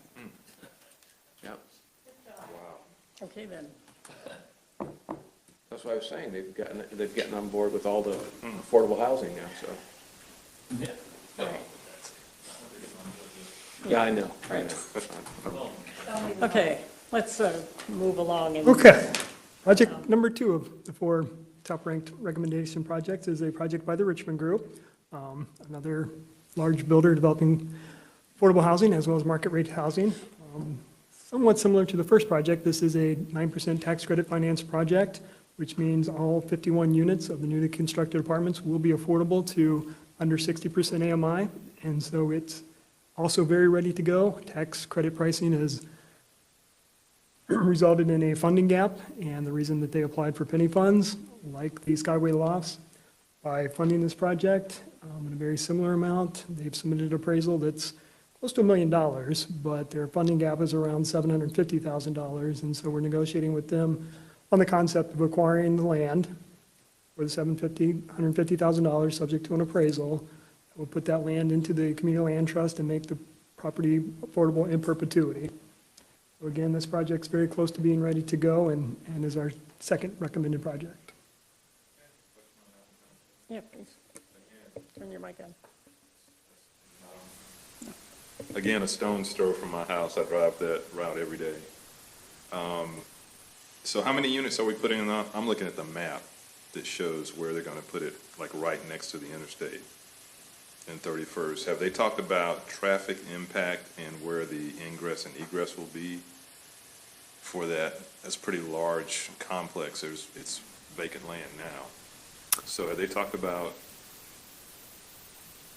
is the ingress and egress going to be off 31st Street or off 26th? Or is that a site plan issue? That's a site plan issue, which we probably have that. I believe the site plan has been approved. I can't answer that question on the top of my head, but we can certainly look at the site planning and get you an answer on that. And what's the total number of units? 51 new units. All right, thank you, Madam Chair.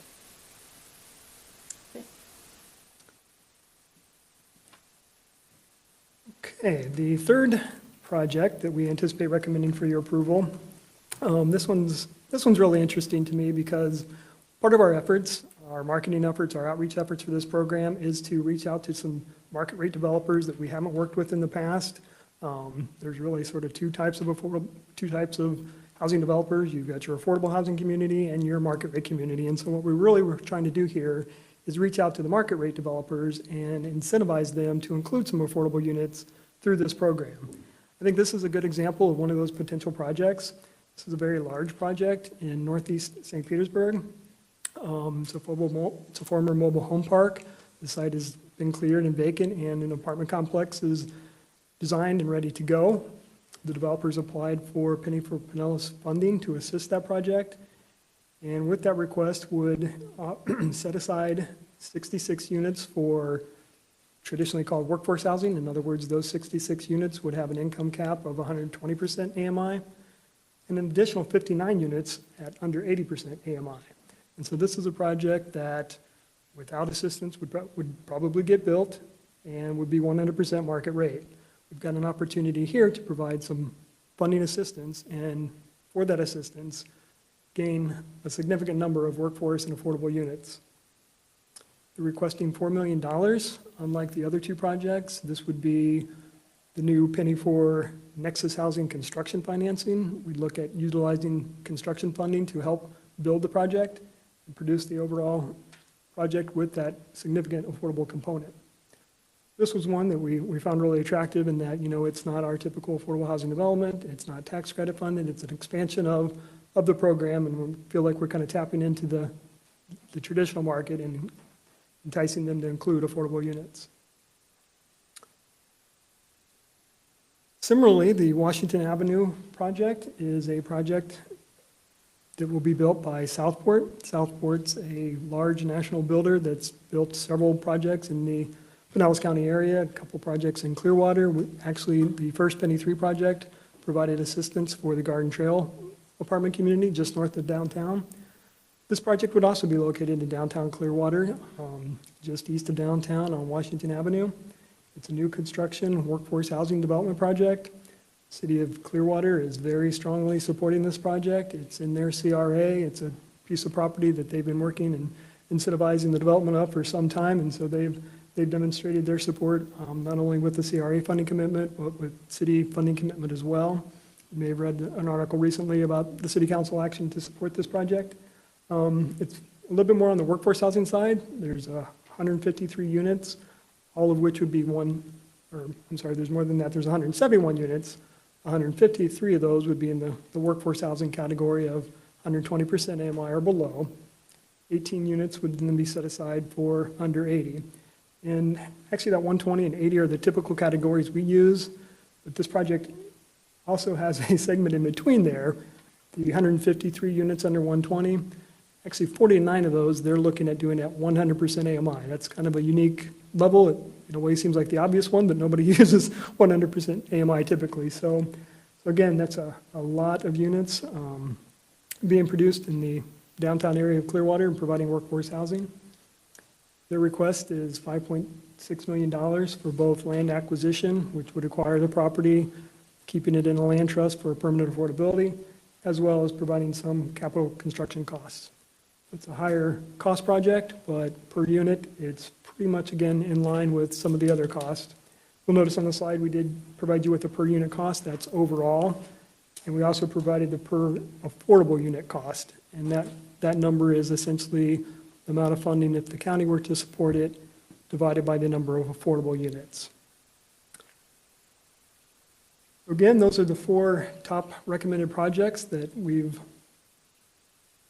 analyzed and come up with that would produce 702 total units, 412 affordable units with the income breakdowns there. That total request is just over $11 million.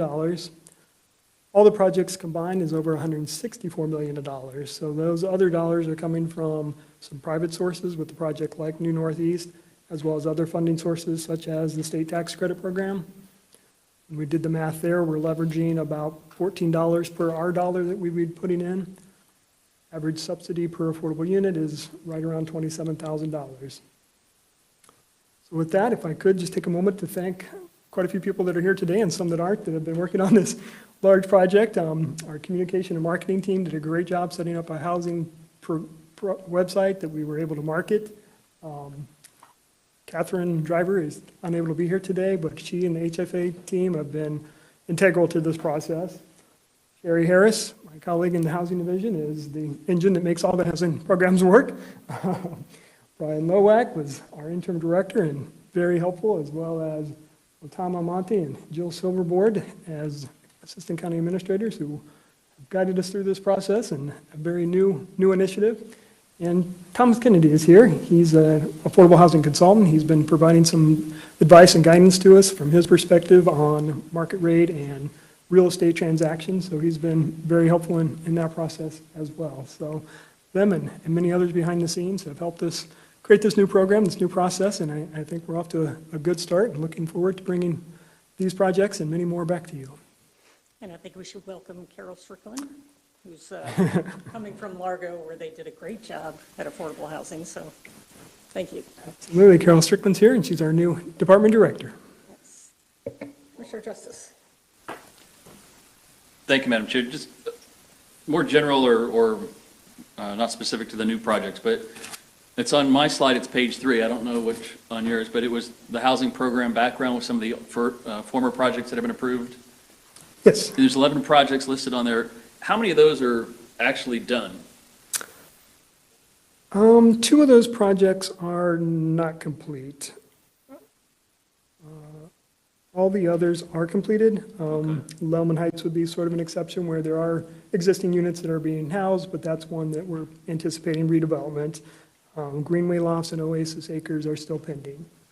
And that's what I want to ask about is the timeline of from beginning to end. You know, we put money in this in several years ago. How long, we want to inject the money in. We want the housing tomorrow, and I know it's not tomorrow, but not 7-8 years later either. So how do we get this process to where when the money is made available, that there's approvals again, how do we hold the developer, how do we hold their feet to the fire and say, we had a plan, we were holding up our side, what's going on? How do we hold their feet to the fire? Yeah, great point. And, as that program developed, when it was first created, land assembly, I think a lot of us looked at that as we're going to go buy land, we're going to assemble land, and then we're going to build housing. That's a pretty slow process. And so looking at the Penny 3 program, JRC, the Joint Review Committee that established these guidelines, basically recommended not doing that. Don't put the government in the position of buying the land and then finding the developer and going about it that way. And in fact, the most successful Penny 3 projects were the ones that they're ready to go. They've got 80% of their financing in place, land use and zoning's there, they're through site planning, they've got a funding gap. They need additional dollars to make this happen. And so I often think of the Woodlawn Trail project, which was one of our first large ones.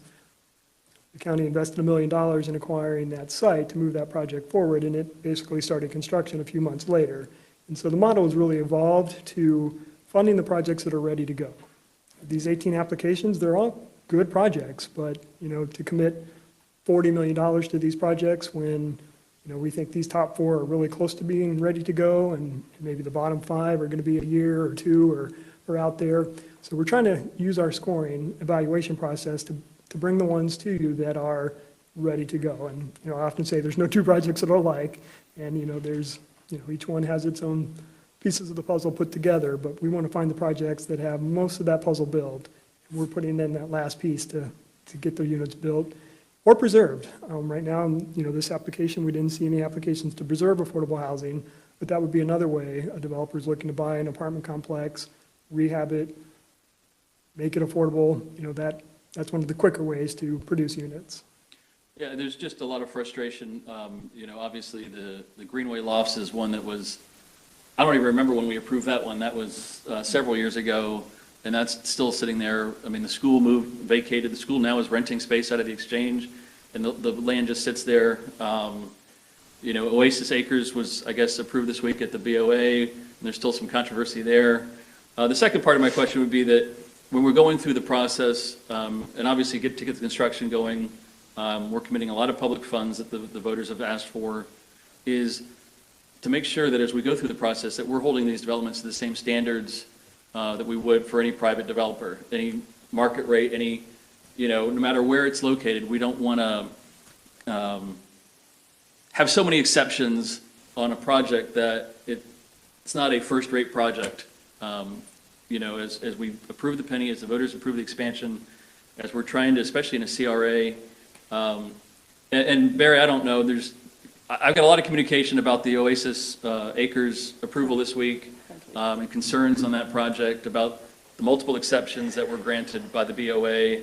And it's probably not today the right time to get into it. Maybe Barry, you can tell me the right staff person to meet with to kind of walk me through the process, because I've received a lot of constituent communication.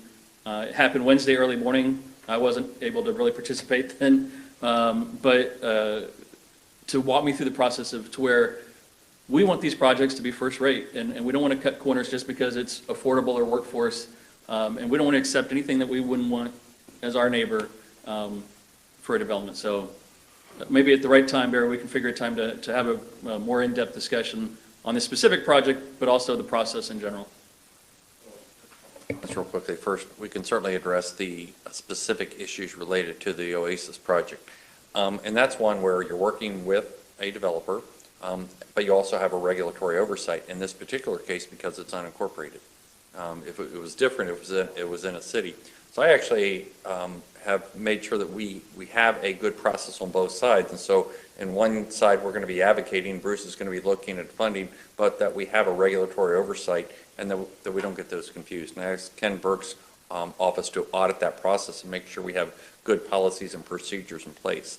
In that particular case, though, we did hold them accountable, and we said that just because we're working with you to make a project, it's got to be a good project. And so that's the reason they went to the Board of Adjustment for those types of site plan or development issues. We do that all the time on affordable housing projects. We have density bonuses. A lot of cities have certain types of things that they can do where they can make a project that's still a viable project, good community project, but that you recognize something different from your normal zoning process. So, that's something we can look at. I think in that particular case, I think we are, but we'll get you the specific questions regarding that particular development. Yeah, I'd like that too. Yeah. I've been getting a lot of communication. We'll make sure that we send it to the entire commission. Thank you. Commissioner Welch. Thank you, Madam Chair. Bruce, this is a great start, and I'm really excited about the number of applications that came in. I just want to piggyback on Commissioner Justice, just on the quality of the projects is very important, and we've got a strong track record.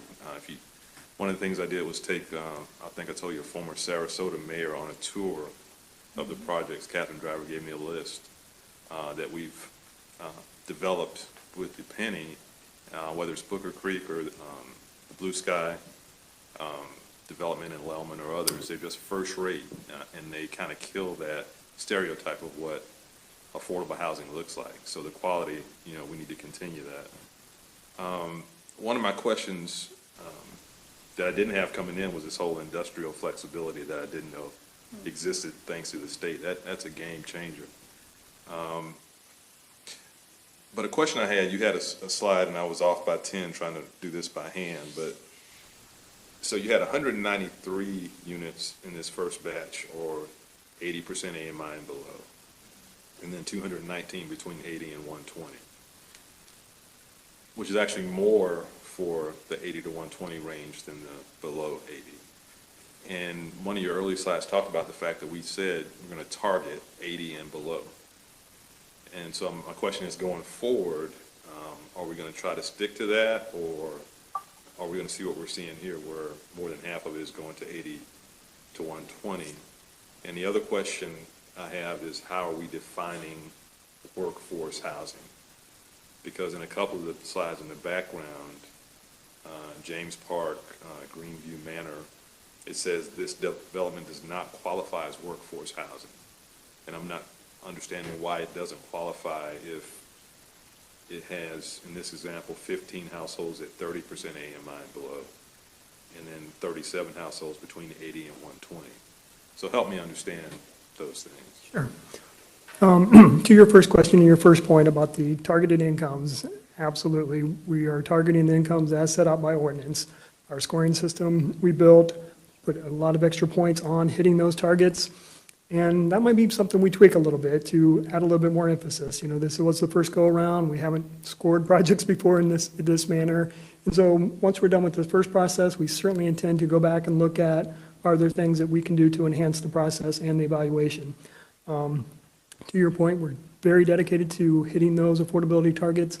Certainly overall as a portfolio, that, you know, if we were to apply that to each and every project, it would be very challenging. You know, a project like the New Northeast, you're getting quite a few under 80 units, and you're also getting the workforce units. If we said, nope, we need all under 80, you might kill the deal. But even with that project, and certainly with Washington, we would anticipate some additional negotiations as we move forward to see if we can stretch our dollars by getting some additional under 80 units, more affordable units, certainly looking at our portfolio overall, targeting that lower income level.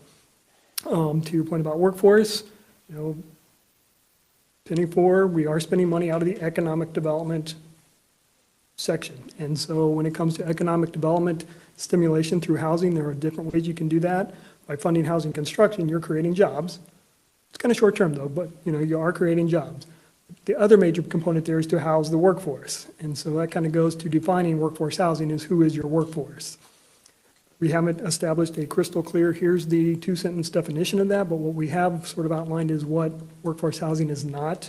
And we set a threshold around 60%, so that the very low-income households probably aren't your typical workforce. And we also set aside senior housing, that it would be less likely to be the type of housing that's housing the workforce. So it's projects that were under 60, senior housing might not meet that criteria, that you're housing your workforce. And special needs as well, that's also. Special needs, yeah. So if you're making the argument of economic development activity, those seem to be a little bit outside of that. So you're broadly saying 60 to 120 is what you're calling workforce, and it's not senior, special needs, or the other category? Right. Okay. All right. Great work. Thank you, and thank you for your many years of support, especially in the affordable housing arena. I don't think any of these initiatives would have been anywhere near what they were without your leadership. Just keep building them. Come back for tours. All right. Mr. Rager? Yeah, just real quick. So just so I'm looking at like page 3 again, and you show that under 50%, these are folks' income levels, and they're under 50, under 60, under 120, and then market. So it means that everybody that's making over 120% of AMI. Would be in the market category. Right. And are these, all of the units for each of these developments affordable in some regard, other than the market column? In other words, is this Greenway Lofts a 28-unit complex? I mean, I'm seeing market now, so I'm assuming it's 28 units. If I don't see a market number there, does that mean that it's like the Oceanside Estates? Is that a 104-unit development? Correct. Yeah, the columns basically, if you went across and totaled them up, would be the total units, and then it's broken down by category. So exactly, Oceanside Estates is 104 units for under 60% AMI. So what drives the actual rental price that is charged? When we talk about the income levels, and so we say 60% AMI income level, that means two things. One, a tenant household must be below that income. And then that rent is set based on, it's updated annually, and so the state of Florida program provides rent limits for that income level. Okay. There's a few details, but in essence, it means that a household's not paying more than 30% of their income towards housing if they're at that level. And then these owners that own these properties and then sell them later to somebody else who owns these properties that sells them, it continues to move that way. There's always how are they watched, so to speak, over time? Now they've got these local funds that our residents have asked for. We want to make sure that it stays that way. Right. There's a variety of restrictions. When we use penny money in the past and acquire the land and it goes into land trust, that basically means we own the land, the county owns the land and leases it to the owner of the improvements. In that lease and a separate land use restriction agreement, it dictates that certain units must be set aside for those income levels.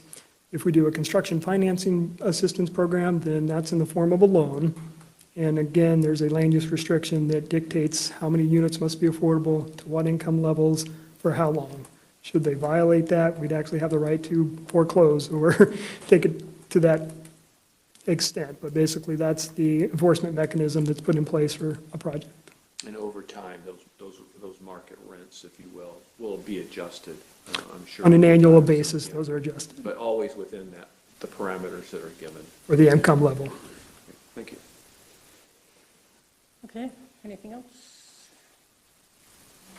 All right, thank you, Bruce. Thank you. All right, construction pre-qualification process.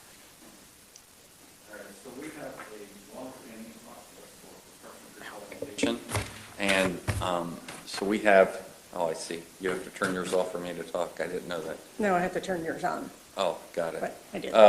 So we have a long-standing process for construction pre-qualification. We'd actually had a complaint regarding that process, and so we asked staff to look at it. Joe has looked at it and is coming to you with his thoughts in terms of making a modification to that process. I think it's still morning. Good morning, Commissioners. Yeah, about just a few minutes. Like Barry said, we have a long-standing construction pre-qualification process that's essentially been around since the 1970s. So you might ask, why do you want to mess with that process? Well, we think we could be just as effective. We think we could be offered the same amount of protection that we currently have less bureaucracy, but more importantly, bring some smaller firms into the fold. What it basically boils down to is the current process that we have is a little bit restrictive. And as I go through this slide, only those firms, the last bullet, that have been evaluated, pre-qualified, and notified may submit bids. So pre-qualification essentially is the responsibility factor of judging a bid process. Financial capacity and experience. That's what it amounts to. But if you're going to restrict it to only those firms that are pre-qualified, only those firms could submit bids. So really, by opening it up, and I'll go into that in just a few minutes, what we can do some alternate means to open up the process to make it more competitive across the board. It's a manual process what we currently do. The entire pre-qualification process in support of the committee is performed manually, with in-house software.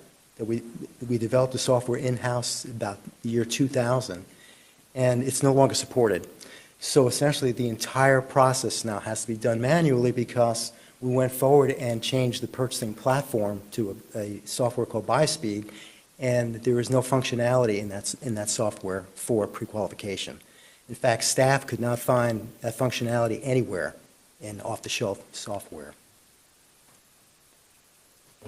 There is an administrative burden that comes with it. Our division director, Mary Celeste, is here from purchasing, and her staff spends an inordinate amount of hours every quarter going through new applications, renewing applications that are in place.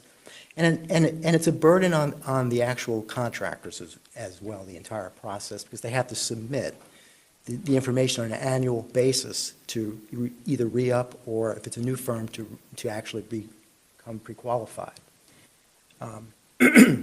Because of the amount of work that's performed manually, there's actually a full-time position that supports this process, among others, in the actual purchasing division. So alternate methods of pre-qualification. FDOT has a process established by state law that essentially says that we have to accept bids from FDOT pre-qualified contractors. About 15% of our awards are to FDOT pre-qualified contractors, not even our pre-qualified contractors, they're FDOT pre-qualified contractors. So about 30% of our current pre-qualified contractors, Pinellas County, are pre-qualified with FDOT. So going into it, about a third of our contractors are already pre-qualified through FDOT. We could simply utilize them. But here's the meat of it. What we're proposing is a two-step qualification process. We use this process for non-construction projects and some CIP projects where there is no pre-qualification requirement because there's no category formed. We have sometimes some oddball CIP projects where there's no pre-qualification category. So what we're proposing is essentially to look at the bonding capacity of a firm, the experience with contracts of like size and discipline, an affidavit of non-suspension of debarment from other governmental agencies, and prior county experience, which includes licensure, both with the state and with the PCCLB. The process is essentially the same methodology we currently use to pre-qualify firms. The main difference is that under the current structure, like I said earlier, the firms that are not pre-qualified are not even notified of the process. So by opening up this process, we really feel we could bring some smaller and medium-sized companies into the fold. By state law, all CIP contracts must be bonded in an amount equal to the contract price, so the protection is there. Using the two-step process, some pros. There's no changing in bonding requirements, like I just said. Reduces the administrative burden because we're actually doing it during the competitive process as opposed to having to draw together a bunch of volunteers, engineers, architects, accountants, et cetera, on a quarterly basis to go through the applications. It reduces the administrative burden for the contractors as well. Eliminates the manual process that we currently deal with on a day in and day out basis. And most essentially provides the same level of protection and non-performance risk. Because, like I said, the firms have to be bonded, and we will go through and make sure that they're qualified. Last bullet is really the key of it. It allows more opportunity for firms. Now, any firm really can submit a qualification statement, and then we'll judge if they're qualified or not to go forward from a pricing perspective. The only real con to the process that we can come up with is unqualified firms might submit qualifications proposals, which will be rejected in the first stage, but that's the way the process would work. Firm is not deemed qualified, they're rejected, and then we move on. Just that simple. So that's really it in a nutshell, Commissioners. Like I said, it's the path forward we're recommending, we really feel would be beneficial to all involved. And what we're proposing is to suspend the codified pre-qualification process for a 12-month period and allow staff to solicit contracts using a two-step process or through FDOT pre-qualified firms. Come back in a year, report the success of what we're attempting to do, and if successful, then revise the code and basically do away with the current pre-qualification requirement. In a nutshell. We have questions about this? Thank you. Yeah, essentially, Commissioner, yes. Yes, Commissioner Justice. Thank you, Madam Chair. So, do we have an idea, and if you said it and I missed it, I apologize, the number of firms potentially that would be eligible that haven't been, that are out there that weren't on our list, so that we know how many we're opening the door to potential new business? We have about 190 pre-qualified firms now. There are hundreds of construction companies out there, Commissioner, in the four-county area. So, yeah, there'll be many more firms seeking county businesses, no doubt about that. Now, whether they'll be qualified or not is a different story, Sure. but we'll go through that process to determine that. Okay. Any other questions? All right, thank you, sir. Thanks, sure. All right, we have our agenda briefing. Are you ready to dive into that? Yes, okay.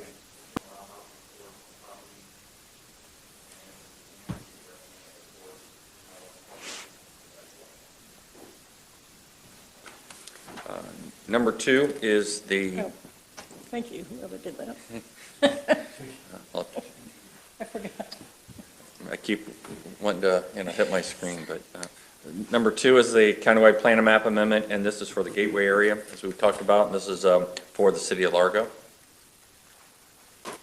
Item number 3 is to vacate a 10-foot wide strip of right-of-way on the petitioner's property, allowed for the development of the property.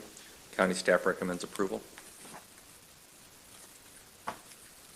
Item number 4 is a 60-foot wide platted and unapproved right-of-way lying south of and adjacent to the petitioner's property. They're requesting a vacation to allow an increase in the property size, to install a new fence.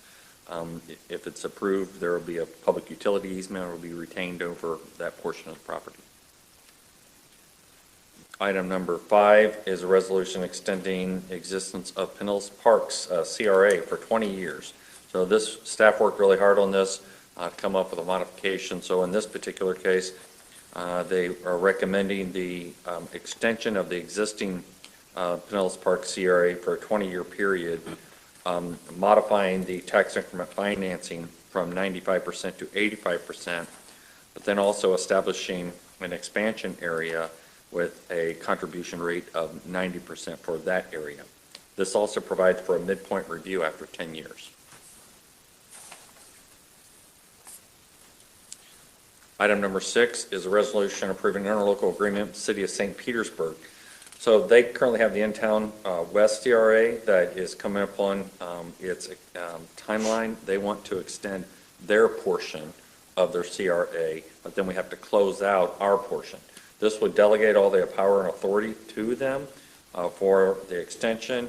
However, then it also establishes the amount remaining within the existing, and it gives them a time period at which to spend those dollars and the criteria for that. Item number 7 is a resolution for fiscal year 2020 intergovernmental radio communications fund balance. So this is shifting general fund dollars over to the radio fund, amount of $131,000 due to cost issues. Number 8, public comment. We got circuit court clerk records. We've got receipt and file. Item number 18. This is a rejection of a bid from Precision Roofing for not meeting I guess their bonding requirements. What was the issue on that? He's not here. that was Joe. They don't meet I think the bonding requirements, but this is a rejection of a bid because they don't meet the bid specifications. Item number 19 is a ranking of firms with the 3 high-ranked firms for auction services, and this is, again, acquired through the Tampa Bay Purchasing Cooperative. Item 20 is receipt and file. Then we got county attorney. Item 21 is a negligence action that we received at the event. Same with item 22. If there are questions, we've got individually in our office. Item number 23 will be an extension of the local state of emergency. Item number 24, you'll have. Madam Chair. Yes, please. Turn your mic on, please. State of emergency. Oh. So Turn your- this will be. Never mind. I don't have it marked on here, but so this will be the 20th through the 27th, and then in weeks where you're not meeting, I do the extension. Yeah, my question though is that all right? Right. Well, the other one just lapses, right? The one Oh, for the storm. the one, oh, I'm sorry. So the one we just passed, that would lapse. That's for specifically related to Okay, so we're done with that. Hurricane Eta, yes. We're done with that. So my question is, given the rise in cases, Barry, that's going on not only in our state but nationally, do we need to have a deeper dive discussion about the mask mandate and how we're going to handle that going forward? Or are we just going to continue as? Well, I think, on the Executive Policy Committee, I've discussed with them the way I'd like to approach it. We can certainly get into those details on Tuesday as much as you like for the public's viewing. I am very concerned about the increased cases, and I'm trying to, gain, input from lots of different groups, including our medical community, but also our businesses. I had a Zoom interview yesterday with several of our business owners, and these are restaurants and bar owners, trying to get their thoughts on that. You also heard the sheriff, we're going to be doing a scan of what practices are occurring or not occurring relative to our current ordinance in place, but we're evaluating whether our current ordinance is sufficient or not. And I think it's a combination. I think the messaging through the political season has been horrible, and so I don't think people really know in some cases. I think others are just COVID tired, and they've let their guard down. And so the question is, I think we need to refresh our approach. And I'd like to develop those strategies and thoughts and bring those back to you in a more comprehensive manner. But that's what we're working on right now. Well, and if I may follow up, Madam Chair, I appreciate that, Barry, and I'm very grateful. That said, can we put a sense of urgency on it? Because this is just really escalating. I mean, our own numbers are off the chart considering how well we had done getting them down to, I think the lowest was something like 2.4, and Yes. now they're, We had over 300 cases in one day this week. yeah, I mean, That's unacceptable. There's no and we've question got about it. Thanksgiving coming up, and we've got Christmas coming up, and. But I want us to do this, we have to be ready to launch a public outreach. And so so we've got several different avenues that we're doing that. I will have that ready for your next meeting. Oh, you will? Yeah, not Tuesday, but the next meeting. But that doesn't prevent us from doing some of the public messaging and stuff right now, especially around Thanksgiving and holidays. But so, we certainly can do more in terms of the education, but I really want us to have a thoughtful approach when we're talking about, especially if we're considering additions to our current, mask ordinance. But there's a lot of confusion. I'll just give you, not to take up too much time, but I'll give you a few instances. So we have a mask ordinance, but what about an outdoor bar? Well, it worked when we had capacity limitations by the state. Well, when they went to 100%, well, that kind of changed it.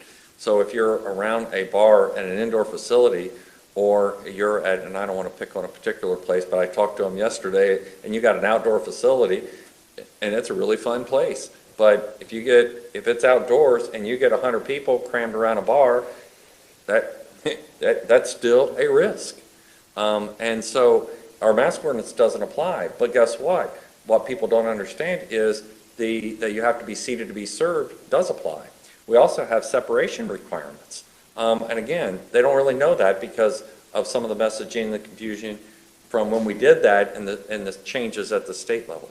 So we've got to look at this all together to say, is our current ordinance sufficient? Is it just an education piece and an enforcement piece? And I think we can do enforcement without heavy-handed. I would prefer not to, at 11 o'clock at night, at the height of thing, going in and talking to them, but saying that this is an issue, and going back to the restaurant owner and saying, hey, you've got to put measures in place, and then follow up with that. Try to do an education piece. I think there's a lot that we can do, but we need to get those pieces in place. But I get your sense of urgency. I have that same sense of urgency because we're at an unacceptable level now.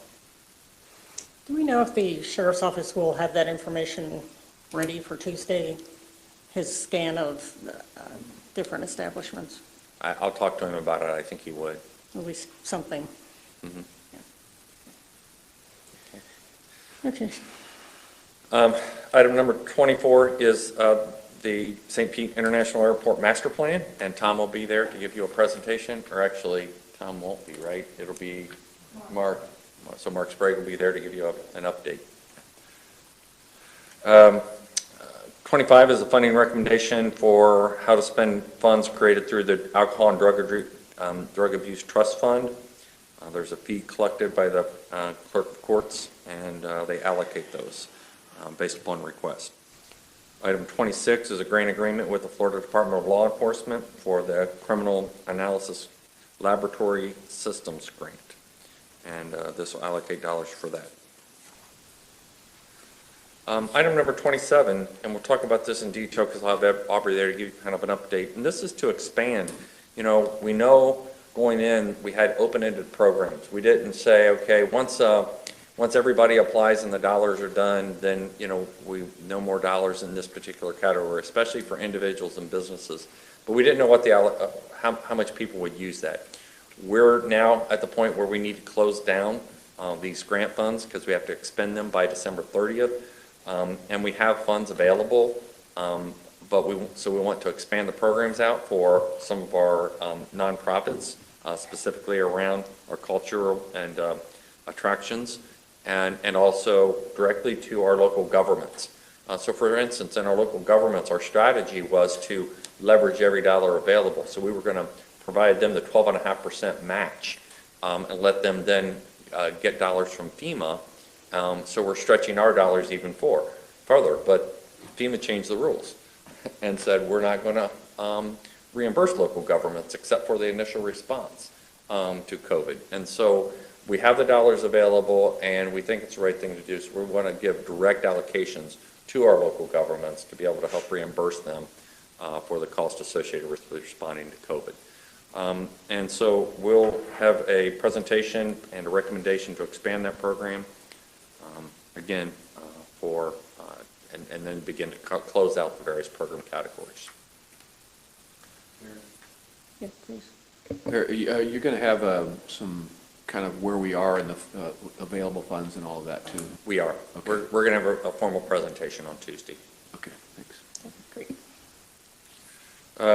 Item number 28 is a contract. This is with local law enforcement. Oh, I'm sorry. No, take that back. This is our law enforcement contract for the environmental lands unit deputies. They patrol all of our lands. Item number 29 and 30 are with respect to Grand Canal and its contract with our county property appraiser and our county tax collector for associated with doing the assessment for those properties. Item 31 is a resolution renaming Bosch Drive in the estates of Lake Tarpon that had a 76.9% approval, which is 10 of 13 properties. Item number 32 is an agreement with Palm Harbor Special Fire Control and Rescue District. This is for their new fire station, up to $3.5 million. Item number 33 is the same for the Lellman Special Fire Control District, up to $3.6 million. These are planned for within the original confines of the penny dollars. Item number 34 is renewal of certificates of public convenience and necessity. There are 24 agencies that have been issued these, and they're listed within your packet. Madam Chair, may I ask a quick question? Yes, please. So just on the Palm Harbor and Lellman fire stations, how are our penny receipts looking, and how do you plan to fund those in 21? So we had those as priorities within the project. So when we brought you the capital dollars, those were ranked high, and they were also planned for before. So we knew they were going to be some of the first projects in.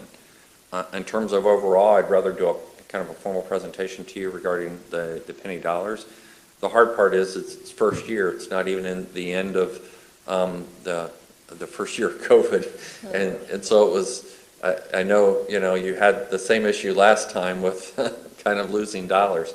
The initial projections set about a 6% hit on our penny funds, but that's going to play out year by year depending upon the recovery. But we're going to be looking at how to cut back from the needs that we have within our penny dollars. If it plays out like projected, we will have to come up with 6% of a very big number that we need to reduce. That's a reason we're doing these projects. We're putting these in place, but they're subject to funds available. I think it's going to take us a year or two to really get a better handle about how penny dollars are coming in. In this particular case, these were needs, they were commitments. We're funding these. We're putting it at the top of the list. We know we can fund this within the dollars available, but that doesn't mean there aren't other decisions that'll have to be made. Madam Chair. Yes, please. So, Barry, with regard to that question and your answer, is it a possibility it won't be long once Renee, no offense, Commissioner Welch, joins us, No? that we will be talking about our budget going forward? And my concern is some of the mixed messaging that has been delivered to our citizens with regard to the finalization of our budget this last year, and some of the emails that we've received about, I'm sure the rest of you did as well, that we raised taxes on a community that had just gone through this pandemic, et cetera, et cetera. And I'm concerned about the needs going forward and the messaging that we put out there in terms of our citizens being able to understand how thoughtful and diligent we are trying to be with our tax dollars. And I'm hopeful that Barbara can help us. I think that's probably going to be important as we go forward. I think during this next budget cycle, I think you will see that we're, because we did set aside funds and reserves in anticipation of lower revenues, and that's on the operating side. The penny dollars are on the capital side, right? But it all comes But together. it all does come together. And so we will have to have kind of an analysis at the end of the day. How much did the pandemic hit us financially? And then we're going to have to translate that into action in terms of, if we're on the capital side, what projects would we have liked to have done that we can't do? And in terms on the operating side, how are we, being diligent in terms of being able to, continue our current operations? And I would like to hear, if it's possible, from Mike Twitty again with regard to what they're seeing on the property values, because when he came and talked with us last year, he did talk about what his projections were, and I'd be curious about whether any of that has changed at all. I think it has, based on what I've heard from other entities that got a briefing from him recently. Yeah, he's done this for a lot of local governments, and it's an art, not a science, Seriously. on that, and I think he was really trying to project about 4.5%. But a lot of that's going to be dependent upon revenue-producing facilities. They set their assessment based upon the revenue. So a hotel, for instance, and things like that. And so it's going to take time for them to get their year-end numbers to where we can see what type of real impact it had, and whether or not they can lower their tax valuation based upon that lower revenue. And so some of those we're going to see play out. I think we're also going to see that play out in the commercial market, and our office buildings, and whether or not the value of that changes, and how many people they're going to bring back, and what type of decisions they make. That's going to take a little while to figure out. So we'll probably have a better idea towards the end of the year, but I think it's going to take a couple of years for some of these cycles for us to figure out how hard that impact will be. Because this was brought up in the last meeting, that email that said we raised taxes during this difficult time is in fact. We left the millage the same, but it generated $33 million more. So in fact, it is a tax increase. So I know I was called that I was misleading people. In fact, Bill Berger said it in the meeting because I asked the question. Just because the millage stayed the same doesn't mean that the tax collected stayed the same. The tax we collected was $33 million more.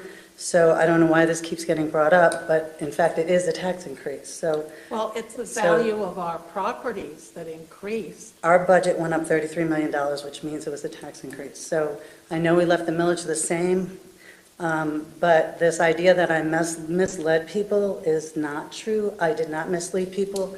Our budget increased $33 million, which means it was a tax increase. So because my property went up, I did pay more. Just because my property went up doesn't mean my bills went up, or my bills went down. So in fact, my bills went up. And so this whole idea that I misled people. In fact, I did not, and I asked the question in the budget meeting, and Bill Berger said, yes, in fact, it was a tax increase because we will collect $33 million more. So if that's what you were concerned about, just for the record, that's the fact, and Barry, you can tell me if I'm wrong, but that's what Bill Berger said in the meeting, and in fact, that's what the Times said in the article reporting it, and that is in fact what we are collecting and putting in reserves. So just for clarification on that, I did not mislead people in that text message or in that Facebook post. Thank you. And actually, it's in the state statute that we have to say that we're raising taxes if we don't go to the rollback rate. So to that point. It's a we also- requirement to say We that. also lowered them. I know we lowered some Thank tax you. rates. Thank Yes, you. thank you. Commissioner Eggers. No, you're on. Okay, thank you. Yeah, I mean, and I think that water is under the bridge because I'm the one who said that, and I'm the one who also got online and apologized for that. So I'm not, well, I think the important piece here going forward is that we did look at the budget as a 2-year budget, which is unusual when we look at an operating budget, kind of a 2-year, even though by law it's just a 1-year that we approve. So we are going to be hopefully managing those reserves very carefully like we do all of our expenses, because if the property values do go up, like we're not expecting, but if they do go a little higher, that it would be very appropriate to get that reserve level back down. And the only way you would do that would be by lowering the millage rate for a year, just to get that adjustment in place. I mean, that was the idea, to try to not have to play with the millage rate in each year, like going up and down. And so, but I would anticipate that if we do get a recovery better than we anticipate, that those reserves are not going to stay at 20 whatever % they are. They're going to be back down. And the only way we would do that would be to lower the millage rate next year. So that's what I'll be looking for, and I think in our planning process and the budgeting process, that's going to all be taken into account. So. And I suspect we won't even know that by the time we pass the budget next year. Yeah, It's going to take longer than that, yeah. Well, hopefully we'll see some signs that you know, where, not that we'll get recovery in all segments, but some of the segments will get some recovery. I think commercial, like you said, will be a little bit of a lag, and, you know, maybe the hotels will be a little bit of a lag, and so, you know, the residential might come back a little bit quicker. We'll see. Well, and I think we can explain for the public that it is a state requirement that we say we raise taxes if we don't roll back. But in fact, that any taxing entity in the county, I don't think there was one that actually lowered taxes or went to the rollback rate. So I think that's easy enough to explain. Including mayors who are critical of ours. Well, yes, actually. Yes. Okay, next issue. Item 35, the Second Amendment to an agreement with EMS Management and Consultants for ambulance billing services. So here they're actually taking an additional piece of very hard. Lourdes, is this on the Medicaid portion? Okay, so they're taking out and they're outsourcing a piece of that, and they're going to take calls on those types of cases, and then in fact we're going to do this as a pilot, an expanded pilot, and if it's successful, then that would be a portion of the cases that we can outsource in terms for collection. So we'll more to come after we know whether it's successful or not. Item number 36 is an amendment to the bylaws for the Emergency Medical Services Control Board. 3 items are being amended. You can see those under A, B, and C. Item 37 is appointments, reappointments to the Medical Services Control Board. And again, they're listed below. 2 reappointments and 3 appointments. Item 38 is amendment to the Emergency Medical Services Advanced Life Support First Responder Agreement with the City of Largo per the recommendations in the 2020 budget. 39 is equitable sharing agreement and certification with the United States Department of Justice, the Pinellas County Sheriff, and the Pinellas County Board of Commissioners. This has to do with the expenditures of local law enforcement trust funds. We have to have an agreement with them. This would accomplish this, and this closes out the year-end submissions. I'll have 3 items under County Administrator's Report. Commissioner Seal asked that I talk about North Loop Trail. John's passed, but I also want to bring up the way in which we do public comment going forward, and I figured we should do that when all commissioners are there. So I'll ask that we have that discussion under County Administrator Reports. I don't anticipate any county attorney. Okay. Oh, I missed that. There was nothing there. Okay. Sorry. Item 42 are reappointments to the Board of Adjustment. These are for Commissioner Seal, Long, and Justice. Item 43 is reappointments to the Parks and Conservation Resources Advisory Board. These are individual appointments by Commissioners Peters, Eggers, Gerard, Justice, Long, and Seal. Item 44, reappointments to the Pinellas County Historical Commission from Commissioners Seal, Justice, and Long. And item 45 is an appointment to the Pinellas County Health Facilities Authority. This is as a commission as a whole. And then 46 is reappointments to the Local Planning Agency by Commissioner Seal, Justice, and Long. Item 47 is a selection of the 2021 Chairman and Vice Chairman, and then Commissioner New Business. Okay. Anybody plan on bringing up new business? Yes, Commissioner Justice. Thank you, Madam Chair. Not new business, but on item 44, my appointment, her name is Kathy Celestri, not Carol. Oh. Scribner's error there. And then on my appointment on number 42 on the BOA, I may have to pull that Tuesday. We're still waiting to actually receive his application. Just FYI. Okay. Anything else? For the good of the order. All right. I have one additional item. Oh, okay.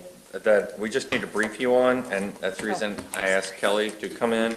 And this is on our beach nourishment project, and we're having a major issue. I think we've raised this before with the Corps of Engineers regarding easements. And so, Kelly, if you could provide the commissioners an update.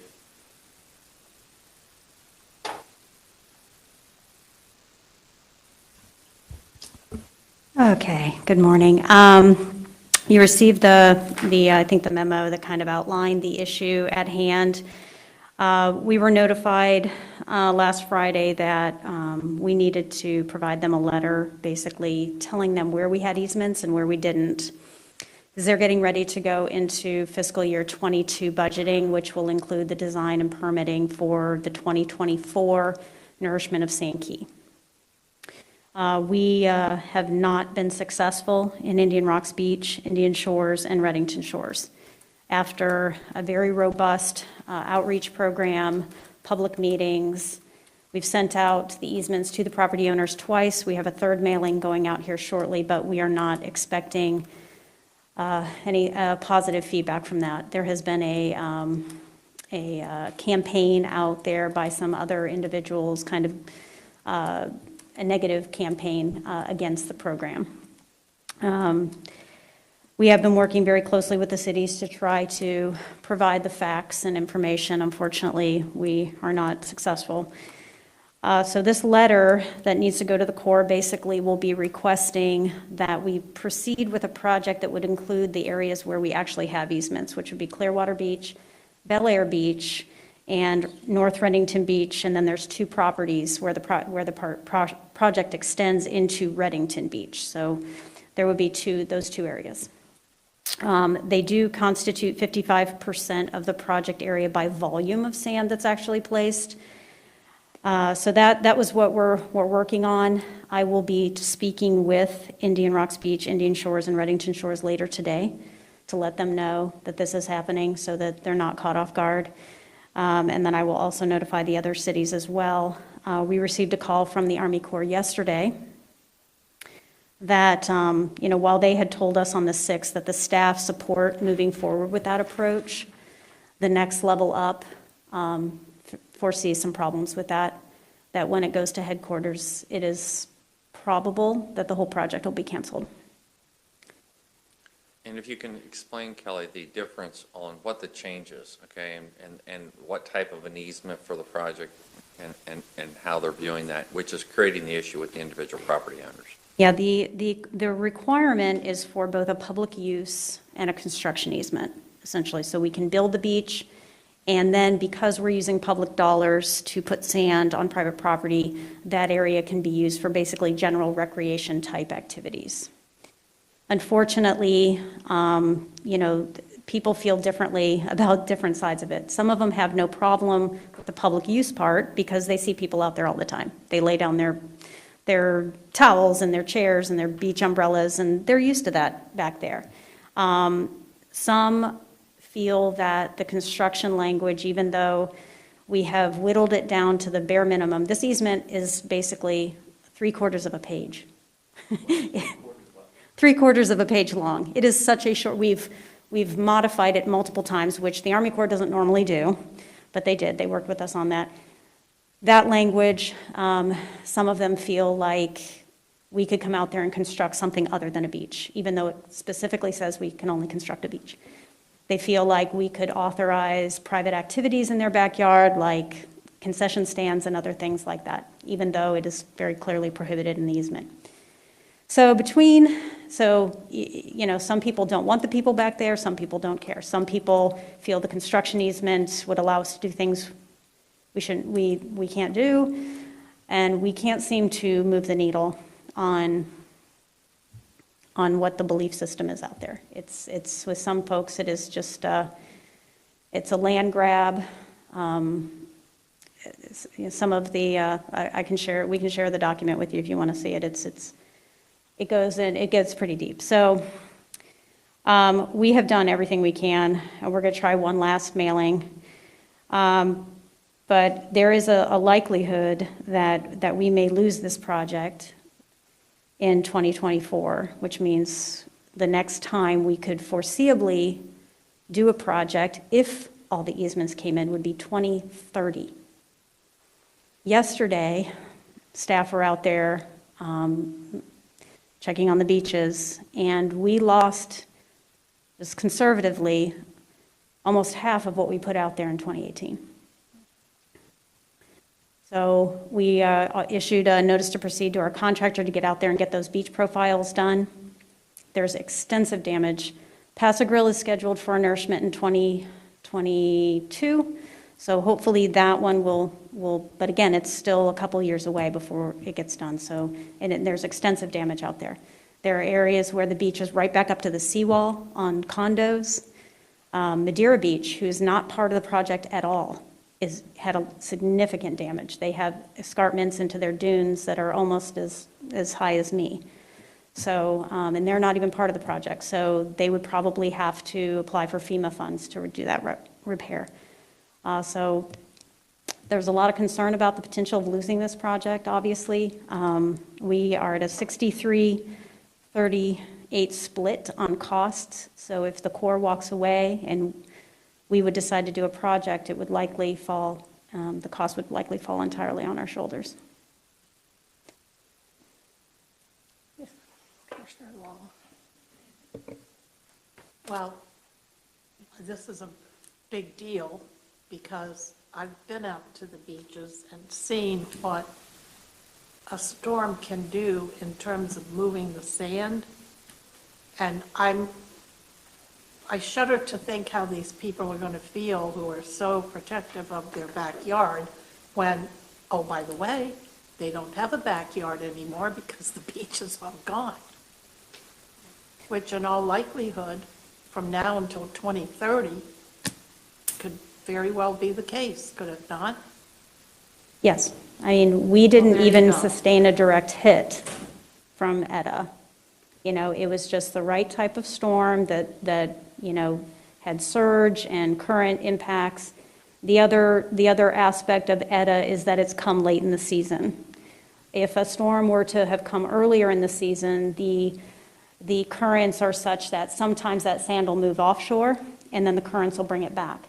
But because we're moving into the winter circulation system is different, and it pushes it offshore. So the likelihood of it coming back is not very high. There you go.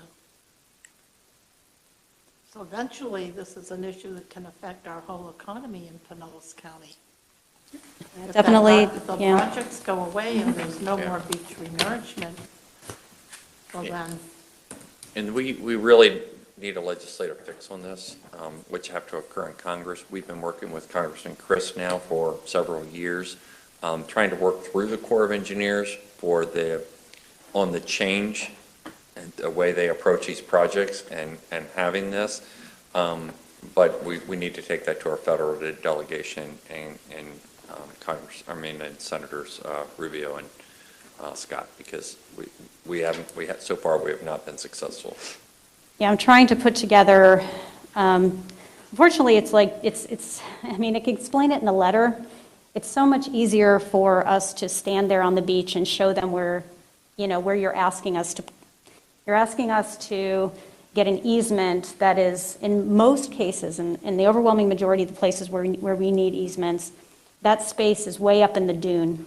And the Corps is saying, we won't place sand on the public part of the beach, which is waterward of the erosion control line, if you don't have an easement up here in the dune, even though there's no intent of placing sand there.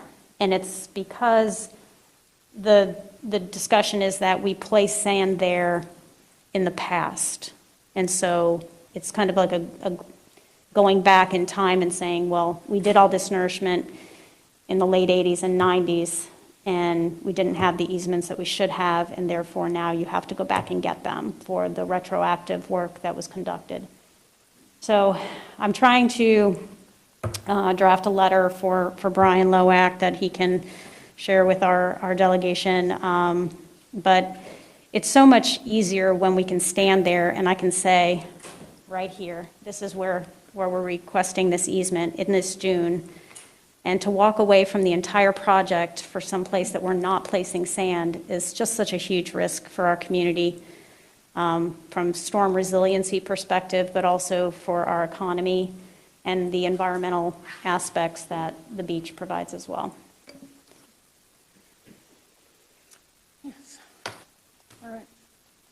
Sorry for the disappointing news on Friday.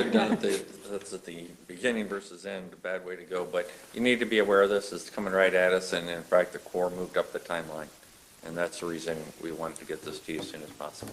Okay, yes, Commissioner Peters. I think any of us individuals can do. I mean, I know those mayors pretty well. I'm sure some other folks here know those mayors pretty well. Would it be beneficial if we talk to that community, or is there anything we can do versus, just not? Yeah, no, I mean, I think, having your support and your leadership and helping to maybe move the needle, might help us. The mayors are being as loud as they can. We had a public meeting about a month ago with Mayor Kennedy and some of her city council, and the Army Corps was there as well as our staff, and frankly, it was just, that they came out in force 100% against the easements. And So, can we knock on doors? They've offered to. I'd be happy to knock on doors and talk to the property owners that, because, this is a great storm. It's a great example of how we can lose our infrastructure. And I don't think they understand that if we lose the infrastructure north of them, or we lose the infrastructure south of them, that affects their ability to have power, that affects their ability to move them out of the county. And I'm just saying that if you want us to knock on doors, you typically don't come to us and ask us to do stuff like that, but I'm here to offer that if you want us to. well, thank you very much, and I will share that with the cities and see if there's some extra push that we need. And I don't know, maybe this storm, maybe seeing the erosion and how bad it is out there may have changed some minds. I don't know. We have talked to the mayors about this. We've been mayor's council. We've talked to this extensively. But to give you just an idea, at Indian Rocks Beach, they're only at 40.55% of the easements. If we were 90%, we're trying to get through that last hurdle. It's a little easier to pressure them. But we're way off. And in Indian Shores, we're at 49.69% of the easements. Public disinformation campaign has been effective because people believe it. They believe they're taking their property rights, and believe me, these mayors know that. Those two mayors know that, and they've said that. We'll knock on doors, but so far, we just haven't been able to get the momentum.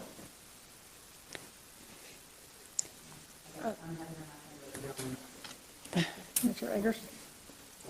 Well, that was exactly what my question was going to be, so Barry just answered it. I mean, I'm just trying to get a feel for what we were up against.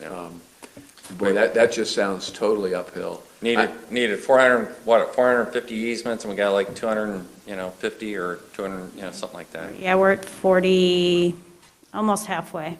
But you do get a sense of it just being, I don't want to say just being like it's unimportant, but a land grab concern, like this is just a way of. That is the language that is being used, that it's a land grab, and they've compared it to some things that I disagree that it's a land grab because it's an easement. You still own the property, it's your property, but in exchange for us doing this project and you having a beach in your backyard that protects your property, that not only protects your property but increases your property value, all of that, we're asking for you to, one, let us build the beach. And I think, the part that kind of maybe frustrates me the most is the fact that we've been doing this for so long. And I asked in 2018, we came out, the Army Corps came out, we built the beach, we leveled it all out, we left it all nice, and then we went away and we never came back. And that happens once every 6 years. So what about that disappointed you, in such a way that you don't want us to come back and do it again? And I can't get a response back on that. But the natural degradation process that will go on without it has been clearly laid out. Is there any modeling that shows what would happen? I mean, I guess you have to put certain assumptions in, like what time of year, how strong the current, but is there like modeling that's like visually descriptive of it? I mean, I'm not sure I understand all of the pushback, but. The Army Corps, they have a model that looks at it, and that's part of the reason why we probably would not get support if we don't get support, it'll be because what they call the cost to benefit ratio is going to be low. Obviously, in 2018, when we constructed that beach, there were gaps. And they don't like doing that because if you nourish and then you have a gap and then you nourish, you're weakening.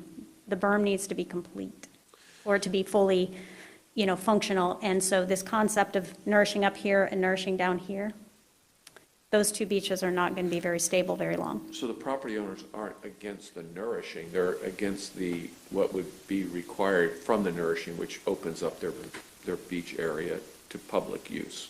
I mean, walking and stuff like that, even though most of it is at the dune area and inward. Yeah, most of it. There are some properties where we do actually have to place sand on private land.